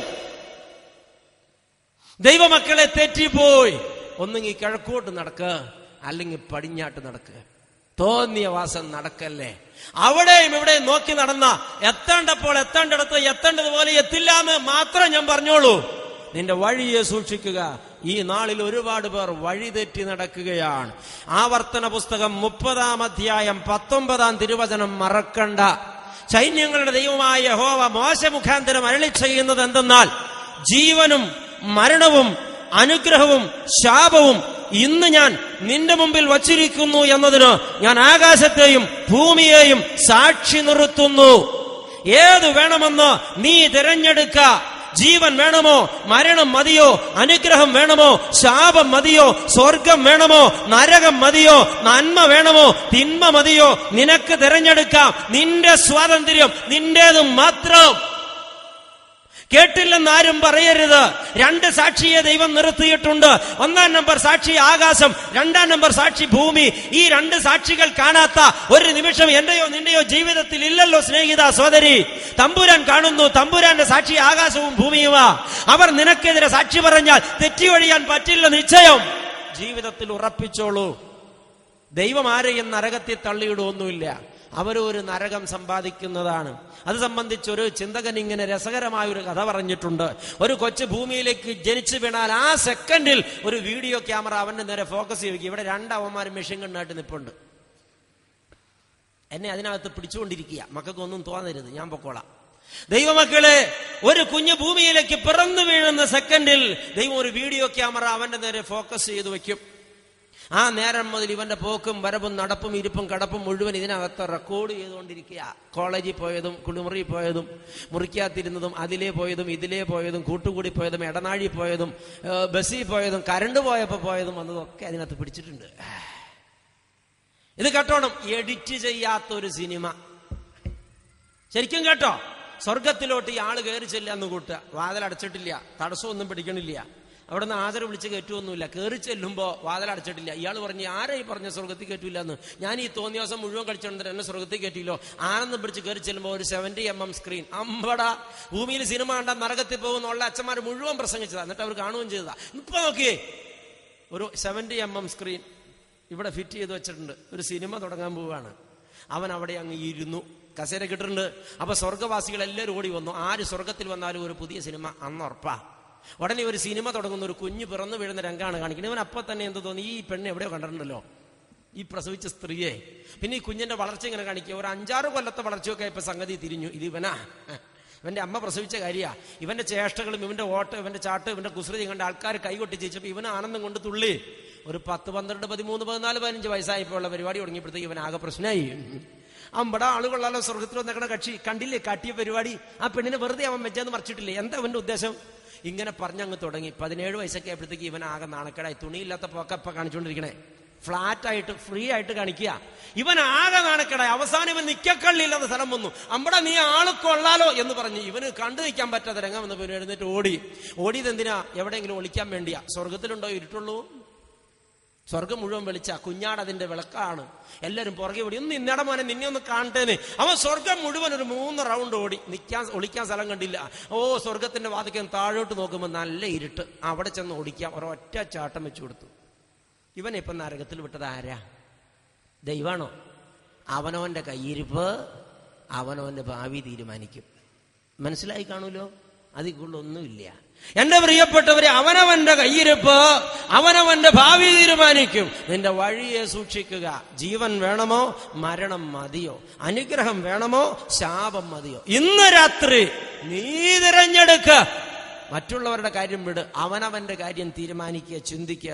ഇവിടെ പലരും യോഗം നടത്തും മറ്റുള്ളവരെ നന്നാക്കാൻ. സംഘടിപ്പിക്കണവരുടെ വിചാരം മറ്റുള്ളവരൊക്കെ നന്നാവട്ടെ, വളണ്ടിയേഴ്സിന്റെ വിചാരം മറ്റുള്ളവരൊക്കെ നന്നാവട്ടെ, നേതൃത്വം കൊടുക്കുന്നവരുടെ വിചാരം മറ്റുള്ളവരൊക്കെ നന്നാവട്ടെ, പ്രസംഗിക്കണ വിചാരം എല്ലാവരും നന്നാവട്ടെ. നമ്മൾ നന്നാവുമോ? അടിസ്ഥാനപരമായി നന്നാകേണ്ടത് ഒരാൾ മാത്രമേ ഉള്ളൂ, ഞാൻ. എല്ലാരും പറയണം ഞാൻ. എന്നിലേക്ക് ആരും വിരൽ ചൂണ്ടണില്ല. അവിടെയാണ് കുഴപ്പം. ദൈവമക്കളെ, സ്വയത്തിലേക്ക് വിരൽ ചൂണ്ടണം. കണ്ണാടിയിൽ നോക്കിയിട്ട് ചോദിക്കണം, സുഹൃത്തെ നീ ഒരു ദൈവ പൈതലാണോ? മാനസാന്തരപ്പെട്ടിട്ടുണ്ടോ? ഇത് തിരിച്ചറിവാകണം. അപ്പോൾ വഴി സൂക്ഷിക്കാൻ പറ്റും. ദൈവമക്കളെ, അവനവന്റെ വഴിയെ സൂക്ഷിച്ചു നോക്കണം. ജ്ഞാനികളിൽ ജ്ഞാനിയായ ശലോമോൻ സഭാപ്രസംഗി 16-ാം അധ്യായം 25-ാം വാക്യത്തിൽ കുറിച്ചു, ഒരു മനുഷ്യന് തന്റെ വഴി ചൊവ്വെന്നു തോന്നുന്നു, അതിന്റെ അവസാനമോ മരണവഴികളത്ര. സദൃശ്യവാക്യം 5:21 ശലോമോൻ വീണ്ടും കുറിച്ചു, മനുഷ്യന്റെ വഴികളൊക്കെയും യഹോവയുടെ ദൃഷ്ടിയിൽ ഇരിക്കുന്നു. വെളിപ്പാട് പുസ്തകം 3:1 യോഹന്നാൻ എഴുതി, യഹോവ നിന്റെ പ്രവൃത്തികളെ ഒക്കെയും അറിയുന്നു. അതുകൊണ്ടാണ് സങ്കീർത്തനക്കാരൻ 1-ാം സങ്കീർത്തനം ഇങ്ങനെ ആരംഭിച്ചത്, ദുഷ്ടന്മാരുടെ ആലോചന പ്രകാരം നടക്കരുത്. ഉടനെ ചോദ്യം വരും, നടന്നാൽ എന്താ കുഴപ്പം? ഒരുപാട് കുഴപ്പമൊന്നുമില്ല, വൈകാതെ നീ ഒരു ദുഷ്ടനായി പോവും. അത്രേ ഉള്ളൂ. ആരോട് സഹവസിക്കുന്നു അവൻ നിന്നെ സ്വാധീനിക്കും. ശലോമോൻ പറയുന്നു, ജ്ഞാനിയോട് കൂടെ നടക്ക, എന്നാൽ നീയും ജ്ഞാനിയാകും. ഭോഷന് കൂട്ടാളിയായവനോ വ്യസനിക്കേണ്ടി വരും. അതുകൊണ്ട് ദുഷ്ടന്മാരുടെ ആലോചന പ്രകാരം നടക്കരുത്, നീ ദുഷ്ടനായി പോകും. പാപികളുടെ വഴിയിൽ നിൽക്കരുത്, നിന്നാൽ നീ പാപിയായി പോകും. പരിഹാസികളുടെ ഇരിപ്പിടത്തിൽ ഇരിക്കരുത്, ഇരുന്നാൽ നീ പരിഹാസിയായി പോകും. യഹോവയുടെ ന്യായപ്രമാണത്തെ രാപകൽ ധ്യാനിപ്പീൻ. ക്രിസ്ത്യാനിക്ക് എന്താ ഡ്യൂട്ടി? കള്ളുകുടിയന്മാരുടെ കൂടെ കൂടരുത്, നീ കള്ളുകുടി പഠിക്കും. ചീട്ട് കളിക്കുന്നവരുടെ കൂടെ പോകരുത്, നീ ചീട്ടുകളി ശീലിക്കും. അതുകൊണ്ടാ പറഞ്ഞത് പാപികളോട് ഇണയില്ലപ്പണ് ചേരരുതെന്ന്. ജീവിതത്തെ ക്രമപ്പെടുത്തണം. വഴിയെ സൂക്ഷിക്കുക, നിന്റെ വഴിയെ സൂക്ഷിക്കുക. ഇപ്പോഴേത് വഴിക്കാ നടക്കണത്? ആ വഴി തെറ്റായ വഴിയാണെങ്കിൽ ശരിയായ വഴിയിലേക്ക് മടങ്ങുക. 37-ാം സങ്കീർത്തനം 5-ാം വാക്യത്തിൽ സങ്കീർത്തനക്കാരൻ ഓർമ്മിപ്പിക്കുന്നു, നിന്റെ വഴി യഹോവയെ ഭരമേൽപ്പിക്ക, അവൻ നിന്നെ പരിപാലിക്കും. നിന്റെ കൈ കർത്താവിന്റെ കയ്യിൽ വെച്ചു കൊടുക്ക. കർത്താവിന്റെ കൂടെ നടന്നാൽ പിന്നെ തെറ്റ് ചെയ്യാൻ പറ്റില്ല. നീ യഹോവയുടെ കൂടെ നടക്ക. അപ്പന്റെ കൂടെ നടക്കുന്ന മോന് തെറ്റ് ചെയ്യാൻ പറ്റില്ല. ഭാര്യയുടെ കൂടെ നടക്കുന്ന ഭർത്താവ് ഒരുവിധം മര്യാദക്കാരനാണെങ്കിൽ ഷാപ്പം പിടിക്ക് ചെല്ലുമ്പോൾ നീ ഇവിടെ നിന്നേടി ഞാനൊന്ന് കയറിയിട്ട് വരാന്ന് പറയില്ല. മര്യാദ കെട്ടവനാണെങ്കിൽ പോവും. ആ കക്ഷികൾ കൂടെ വന്നിട്ടുണ്ട്. പ്രിയപ്പെട്ടവരെ, അപ്പോൾ ദൈവത്തോടു കൂടെ നടന്നാൽ പാപം ചെയ്യാൻ പറ്റില്ല, ഉറപ്പാ. ഞാൻ കണ്ണൂർ ജില്ലയിൽ പള്ളി നടത്തുമ്പോൾ റബ്ബർ ഷീറ്റ് പിരിവുണ്ട് കൊല്ലത്തിലൊരിക്കൽ. അച്ഛനും പോണം, കമ്മിറ്റിക്കാരും പോണം. എന്റെ കൂടെ പോകുന്ന കമ്മിറ്റിക്കാരൻ ഒരു ദിവസം 30 സിഗരറ്റ് മിനിമം വലിക്കും. ഇവന് വലിക്കാൻ മുട്ടിയിട്ട് ഒരു രക്ഷയില്ല. 9:30-10 മണിയായപ്പോ ഇവൻ ഒന്നാമത്തെ നമ്പർ ഇട്ടു. അച്ഛാ, എന്തോ എനിക്കൊരു വലിയ പ്രയാസം. എന്താ അത്? പറയടാ. എനിക്കിപ്പോ എങ്ങനെ ഞാൻ അച്ഛനോട് പറയണം? നീ പറയടാ കൊച്ചേ, എനിക്ക് അച്ഛൻ ഭയങ്കര മൂത്രശങ്ക. അതിനെന്താ മൂത്രം ഒഴിക്കണം? ഞാൻ മൂത്രം ഒഴിച്ചിട്ട് അങ്ങ് വന്നേക്കാം, അച്ഛൻ അങ്ങോട്ട് പൊക്കോ. ഞാൻ അവിടെ നിന്ന് മോനെ എന്തോ എനിക്ക് ഭയങ്കര ഒരു പ്രശ്നം. എന്താ അത്? എടാ എനിക്ക് എങ്ങനെയാ ഇപ്പൊ നിന്നോട് പറയണേ? അച്ഛൻ പറയാ, അച്ഛാ എനിക്കും ഒരു ഭയങ്കര മൂത്രശങ്ക, നമുക്ക് രണ്ടാക്കൂടെ സഹായിച്ചിട്ട് ഒരുമിച്ച് അങ്ങോട്ട് പോവാൻ. ഇവന്റെ ഉദ്ദേശം എനിക്ക് മനസ്സിലായി. അവനൊന്ന് മൂളി, ഞങ്ങൾ നടന്നു. ഉച്ചഭക്ഷണം കഴിച്ചു കഴിഞ്ഞപ്പോ ഇവൻ പറഞ്ഞു, അച്ഛോ എനിക്ക് അപ്പുറത്തെ വീട്ടിലെ വർഗീസ് കുട്ടിയോട് അർജന്റായിട്ടൊരു കാര്യം പറയാണ്ട് ഞാൻ പൊക്കോട്ടെ. അതെ, എനിക്ക് അപ്പുറത്തെ വീട്ടിലെ വർഗീസ് കുട്ടിയോട് 2 കാര്യം അർജന്റായിട്ട് പറയാനുണ്ട്, ഞാനും പോരാന്ന് പറഞ്ഞു. എന്ത് ചെയ്യും? വൈകുന്നേരമായപ്പോ പറഞ്ഞു, അച്ഛാ മെത്രാച്ചൻ എന്നോട് വേഗം ചെല്ലണം എന്നാ. എന്റെ അപ്പനെ എല്ലാരും മെത്രാച്ചൻ എന്നാ വിളിക്കണേ. മെത്രാച്ചൻ എന്നോട് വേഗം ചെല്ലണം എന്നാ പറഞ്ഞേക്കണേ, അതുകൊണ്ട് ഞാൻ വേഗം പൊക്കോട്ടേന്ന് ചോദിച്ചു. എന്നെ മത്തായി കുഞ്ഞ് എന്നോട് 1 മിനിറ്റ് നേരത്തെ വരണം എന്ന് പറഞ്ഞാൽ വിട്ടേക്കണത്. ഞാനും പോരുകയെന്ന് പറഞ്ഞു. എത്തിക്കൊടുത്തു കൂടെ. 3 ദിവസം എൻ്റെ കൂടെ അവൻ പിരിവിന് വന്നു. 3 ദിവസം അവനെ എത്ര ശ്രമിച്ചിട്ട് ഒരെണ്ണം വലിക്കാൻ പറ്റില്ല. എൻ്റെ കൂടെ ഒന്ന് വലിക്കാൻ അവന് പേടിയാ. 3-ാം ദിവസം പള്ളി മിറ്റത്തെത്തിയിട്ട് അവൻ വിളിച്ചു, അമ്മായിയേ. ഇവിടെയൊക്കെ കൊച്ചമ്മയാന്നാ തോന്നണേ. അമ്മായിയേ, എന്റെ ഭാര്യ ഇറങ്ങി വന്നു. എന്താ സഹോദര? ഈ അച്ഛൻ്റെ കൂടെ 10 ദിവസം പിരിവിന് പോയാൽ ഞാൻ പുണ്യവാളനായി പോകുന്നു. അതെന്തേന്ന് ചോദിച്ചു. 3 ദിവസമായിട്ട് ഒറ്റ സിഗരറ്റും വലിക്കാൻ സംഭവിച്ചില്ല. ഞാൻ ചോദിച്ചു, ഞാൻ നിന്റെ കയ്യെ പിടിച്ചിട്ടുണ്ടായിരുന്നു, അച്ഛൻ അതിന് കൂടുതൽ മാറിയിട്ട് വേണ്ടേ? അച്ഛൻ കൂടത്തിന്ന് മാറാഞ്ഞിട്ട് സിഗരറ്റ് വലിക്കാൻ പറ്റാത്ത കമ്മിറ്റിക്കാരാ. കർത്താവ് കൂടെയുണ്ടെങ്കിൽ നിനക്ക് പാപം ചെയ്യാൻ പറ്റുമോ? നിന്റെ കൂടെ കർത്താവില്ല. കർത്താവ് കൂടാൻ വന്നാൽ നീ കൂട്ടുകയില്ല. എന്റെ പ്രിയപ്പെട്ടവര്, കർത്താവിന്റെ കൈ പിടിച്ച് നടക്ക. നിന്റെ വഴി യഹോവയെ ഫലമേൽപ്പിക്കുക. അവൻ നിന്നെ പുലർത്തും, പിന്നെ പേടിക്കണ്ട. അപ്പോ കർത്താവ് കൈ പിടിച്ച് നടത്തും, വീഴാതെ. വഴി നടത്തുന്നോൻ എന്നെ വഴി നടത്തുന്നോൻ, എന്റെ ഈ മറു യാത്രയിൽ താളടിയാകാതെ എന്നെ നടത്തുന്നോൻ. എന്റെ ഈ മറു യാത്രയിൽ താളടിയാകാതെ എന്നെ നടത്തുന്നോൻ. എന്നെ വഴി നടത്തുന്നോൻ, എന്നെ വഴി നടത്തുന്നോൻ. 5 മണിക്കൂറിന്റെ പ്രസംഗം 1.5 മണിക്കൂറിൽ കൊണ്ടുവന്ന ഇത്രയൊക്കെ പാടുള്ളൂ. അത് മതിയെന്ന് വെച്ചോ. ദൈവത്തിന് സ്തോത്രം. പ്രിയപ്പെട്ടവരെ, അപ്പോൾ ഇതാ സംഹാരകൻ നിനക്ക് എതിരെ കയറി വരുന്നു. 1, കോട്ട കാത്തുകൊള്ളുക, രക്തക്കോട്ടയ്ക്കുള്ളിൽ മറയുക. എത്രയും പെട്ടെന്നൊരു വിശുദ്ധ കുമ്പസാരം നടത്തി പരിശുദ്ധ കുർബാന കൈക്കൊണ്ട് യേശുവിന്റെ തിരുശരീരങ്ങൾക്കുള്ളിലാവുക. 2, നിന്റെ വഴിയെ സൂക്ഷിച്ചു നോക്കുക. 3, അരമുറുക്കി കെട്ടുക.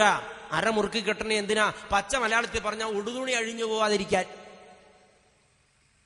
പണ്ടത്തെ കാലത്തൊക്കെ കല്യാണ പന്തലിൽ കാരണവന്മാര് മുണ്ടൊരു പ്രത്യേക രീതി കെട്ടിവെച്ച് അരയ്ക്ക് തോർത്തൊക്കെ കെട്ടിയിട്ട് വിളമ്പാൻ പോണെന്ന് ഞാൻ കണ്ടിട്ടുണ്ട്. ഇപ്പൊ അങ്ങനത്തെ ആൾക്കാരെ കാണാനേ ഇല്ല. ഇപ്പൊ എന്താ പരിപാടി? കേറ്ററിംഗ് യൂണിറ്റുകാർ ആഹാരം പാകപ്പെടുത്തി വായിക്കകത്ത് കയറ്റിത്തരും, തിന്നാതെ.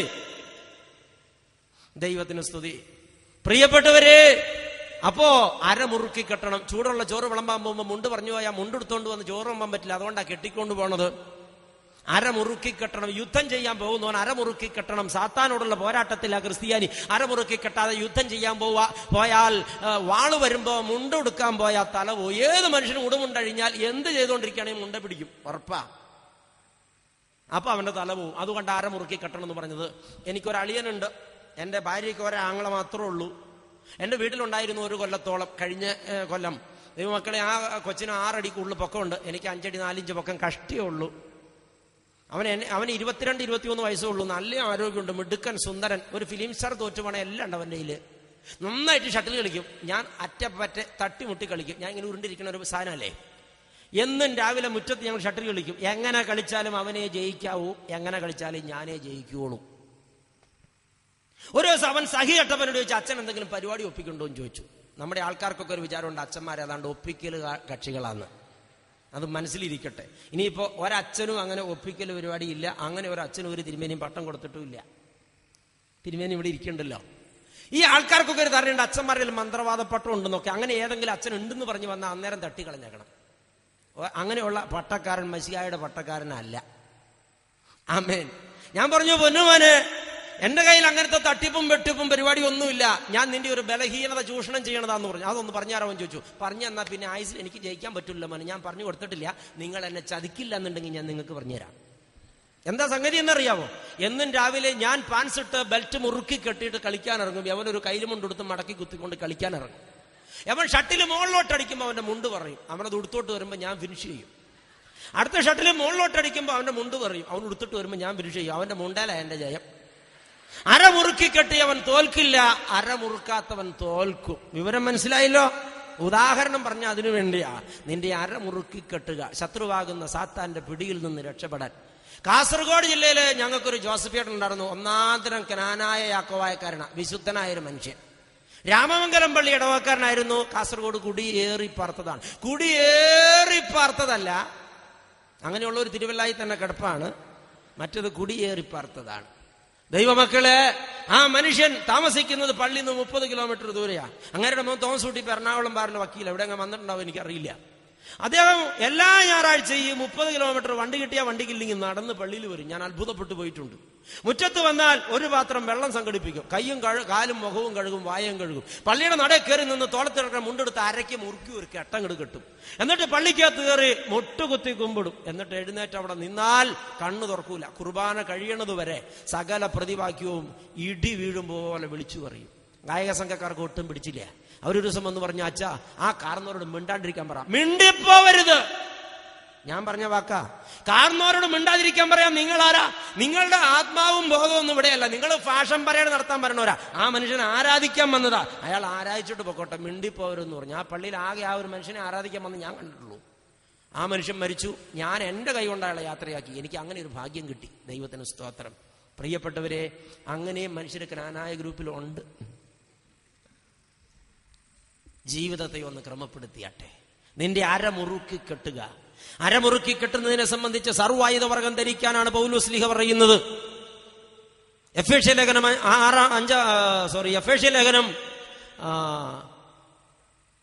6-ാം അധ്യായം 13-14 വാക്യങ്ങളിൽ സർവായുധ വർഗം ധരിക്കാനാണ് പൗലോസ് ശ്ലീഹ പഠിപ്പിക്കുന്നത്.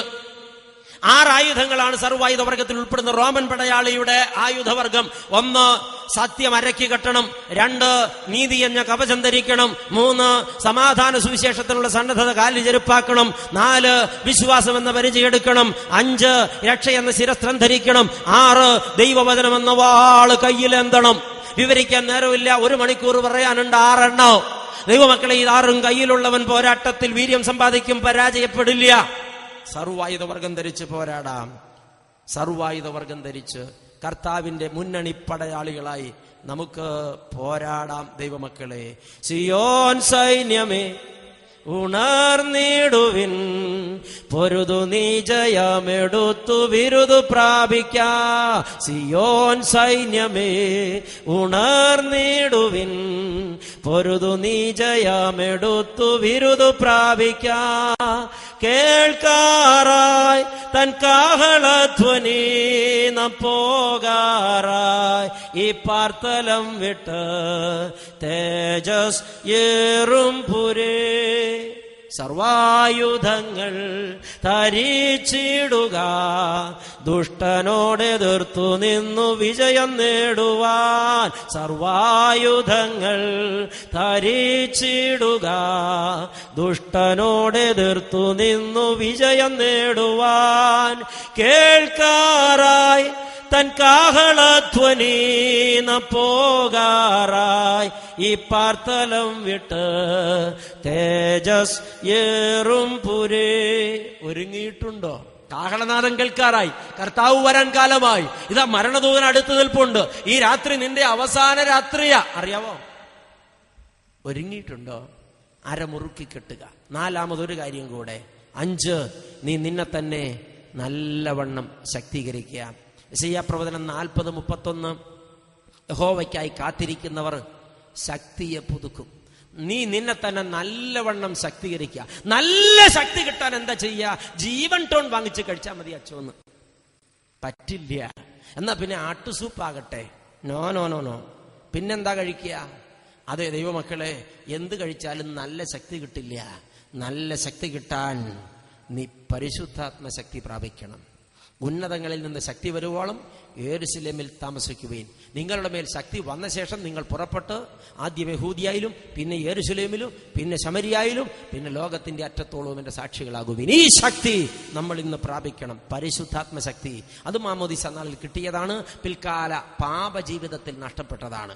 ഓരോ നാളും പരിശുദ്ധാത്മ ശക്തി പ്രാപിക്കണം. പെന്തക്കോസ്തി നാളിൽ മുട്ടിന്മേൽ കിടന്ന് കുറിയേ ലായിസോ എന്ന് വിളിച്ചപ്പോ ദൈവ പൈതലേ, കർത്താവേ എന്നോട് കരുണ തോന്നി, എന്റെ മേൽ ശക്തി പകരണമേ എന്ന് നിന്റെ ഉള്ളിൽ സംസാരിച്ചോ.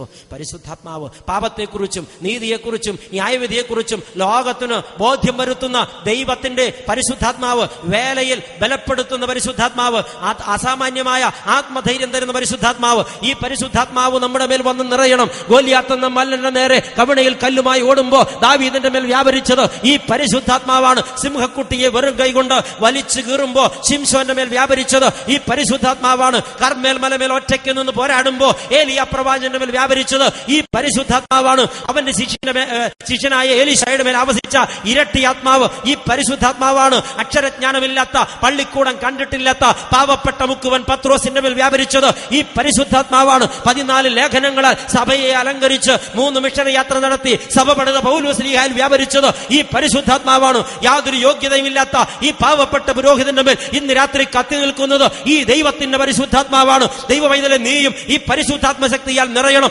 എന്തുകൊണ്ടെന്നാൽ ഇതാ സംഹാരകൻ നിനക്കെതിരെ കയറി വരുന്നു. സമയം നമുക്കറിയില്ല. ഇന്നത്തെ പ്രസംഗത്തിന്റെ സമയം ഇവിടെ തീരുകയാണ്. അതുകൊണ്ട് ഞാനിവിടെ നിർത്തുകയാണ്. ഏറെ കാര്യങ്ങൾ പറയാതെ വിട്ടിട്ടുണ്ട്. പക്ഷെ വേണ്ടത് കർത്താവ് സംസാരിച്ചിട്ടുണ്ട്. നാളത്തെ പ്രഭാതം നമുക്കുള്ളതല്ല. ഒരുപക്ഷെ ഇത് നമ്മുടെ അവസാന രാത്രി. This is our last night. അറിയുന്നോ? ഒരുങ്ങിയിട്ടുണ്ടോ? ദൈവപൈതൽ നല്ലവണ്ണം ഒരുങ്ങണം. എങ്ങനെ വരുമെന്ന്, എപ്പോൾ വരുമെന്ന്, ഏത് രൂപത്തിൽ വരുമെന്ന്, ഏത് വേഷത്തിൽ വരുമെന്ന്, ഏത് ഭാവത്തിൽ വരുമെന്ന് അറിയില്ല. മരണം തൊട്ടടുത്തുണ്ട്. 1 കോട്ട കാത്തുകൊള്ളുക, 2 വഴി സൂക്ഷിച്ചു നോക്കുക, 3 അരമുറുക്കി കെട്ടുക, 4 നിന്നെ തന്നെ ശക്തീകരിക്കുക. ഈ 4 കാര്യം ചെയ്താൽ മരണത്തെ പേടിക്കണ്ട, മരിച്ചാലും പേടിക്കണ്ട. എന്തെന്നാൽ കർത്താവ് മതിയായവനാണ്. നമുക്ക് പ്രാർത്ഥിക്കാം. ആയിരിക്കുന്ന സ്ഥാനങ്ങളിൽ തലകൾ വണക്കാം, കണ്ണുകൾ അടയ്ക്കാം, ഹൃദയങ്ങളെ ഏകാഗ്രതപ്പെടുത്താം. പാപത്തെ താലോലിച്ച് ആയുസ് കളയരുത്. ദൈവ പൈതലേ, ആയുസ് കളയരുത്. ദൈവം തന്നതല്ലേ ഈ ജീവിതം, ഈ സുഖം, ഈ ആനന്ദം, ഈ സമ്പത്ത്, ഈ ബുദ്ധി, ഈ വിദ്യാഭ്യാസം. കണ്ണില്ലാതെ, കൈയില്ലാതെ, കാതില്ലാതെ, കാലില്ലാതെ അനേകം പേര് ഈ ലോകത്ത് ആർക്കും വേണ്ടാത്തവരായി ജീവിക്കുമ്പോ ആനന്ദത്തോടെ ഉണ്ടും തിന്നും മതിച്ചും ജീവിക്കാൻ ദൈവം നിനക്ക് സമ്പത്ത് തന്നില്ലേ, സൗകര്യം തന്നില്ലേ, ബിസിനസ് തന്നില്ലേ, ജോലി തന്നില്ലേ, മക്കളെ വിദേശത്താക്കിയില്ലേ, എല്ലാം നിനക്ക് ഒരുക്കി തന്നില്ലേ? നിന്റെ ജീവിതം നീ കർത്താവിന് കൊടുത്തിട്ടുണ്ടോ? ഭൂമിയിൽ ഒരു വിത്ത് നടുന്നവന്റെ മനസ്സിലൊരു സ്വപ്നമുണ്ട്. അതിൽ നിന്ന് എനിക്ക് ഫലമെടുക്കണം. അമ്മയുടെ ഉദരത്തിൽ എന്നെയും നിന്നെയും നട്ടവനൊരു കൊതിയുണ്ട്. എനിക്കൊരു ഫലം കിട്ടണം. ഇത്രയും കാലം ജീവിച്ചിട്ട് കർത്താവിന് എന്ത് പ്രയോജനമുണ്ടായി? ഈ രാത്രി നീ മരിച്ചാൽ നീ ശൂന്യമായി കടന്നു പോകുമല്ലോ. ദൈവ പൈതലേ, ഒരുങ്ങണം. ഈ രാത്രി ദൈവാത്മാവ് നിന്നെ മാടി വിളിക്കുകയാണ്. വെറും കൈയോടെ നീ ഇവിടെ വന്നെങ്കിൽ കൈ നിറച്ച അനുഗ്രഹം വാങ്ങിക്കൊണ്ട് പോകണം. ദൈവം നിന്നെ നോക്കി നെടുവീർപ്പിടാൻ ഇടവരുത്തരുത്. ഈ രാത്രി ജീവിതം കർത്താവിന് വിട്ടുകൊടുത്താട്ടെ. പാപ സ്വഭാവത്തോട് വിട പറഞ്ഞാട്ടെ. മദ്യപാനത്തോടും പുകവലിയോടും വെറിക്കൂത്തിനോടും വ്യഭിചാരത്തോടും മത്സരത്തോടും തട്ടിപ്പിനോടും വെട്ടിപ്പിനോടും വിട പറഞ്ഞാട്ടെ. അർപ്പണം ചെയ്യ്, പ്രാർത്ഥിക്കാം. ഹല്ലേലൂയ. കരുണാമയനായ ഞങ്ങളുടെ വാഴ്ത്തപ്പെട്ട കർത്താവേ, മഹത്വത്തിന്റെ രാജാവേ, മനോഹരമായ രാത്രിക്കായി നന്ദിയോടെ സ്തോത്രം. പ്രാണപ്രിയ, പാദപീഠത്തിൽ അടുത്തു വന്ന ഏഴകളെ സന്ദർശിച്ച് ആഴമായി സംസാരിച്ചല്ലോ. കേൾപ്പിച്ച ദൂതനായി സ്തോത്രം. ഈ ശബ്ദം കേട്ട ഒരു കുഞ്ഞുപോലും ദൈവമേ നരകത്തിൽ എരിയുവാൻ ഇടവരരുതേ. മരണം വരുന്ന സമയം അറിയില്ലല്ലോ. ഒരുക്കത്തോടെ ഇരിപ്പാൻ സഹായിക്കണമേ. ഈ ജനത്തെ രക്തക്കോട്ടയ്ക്കുള്ളിൽ മറയ്ക്കണമേ. നിന്റെ സ്നേഹത്തിന്റെ വഴിയിൽ നടത്തണമേ. വിശുദ്ധ മാർഗത്തിൽ നടത്തണമേ. അരമുറുക്കി കെട്ടാൻ നീ കർത്താവേ കൃപ കൊടുക്കണമേ. പരിശുദ്ധാത്മാവിലെ ജനത്തെ നിറയ്ക്കണമേ. ദൈവമേ, ദേശം മുഴുവനും ധന്യതപ്പെടണമേ.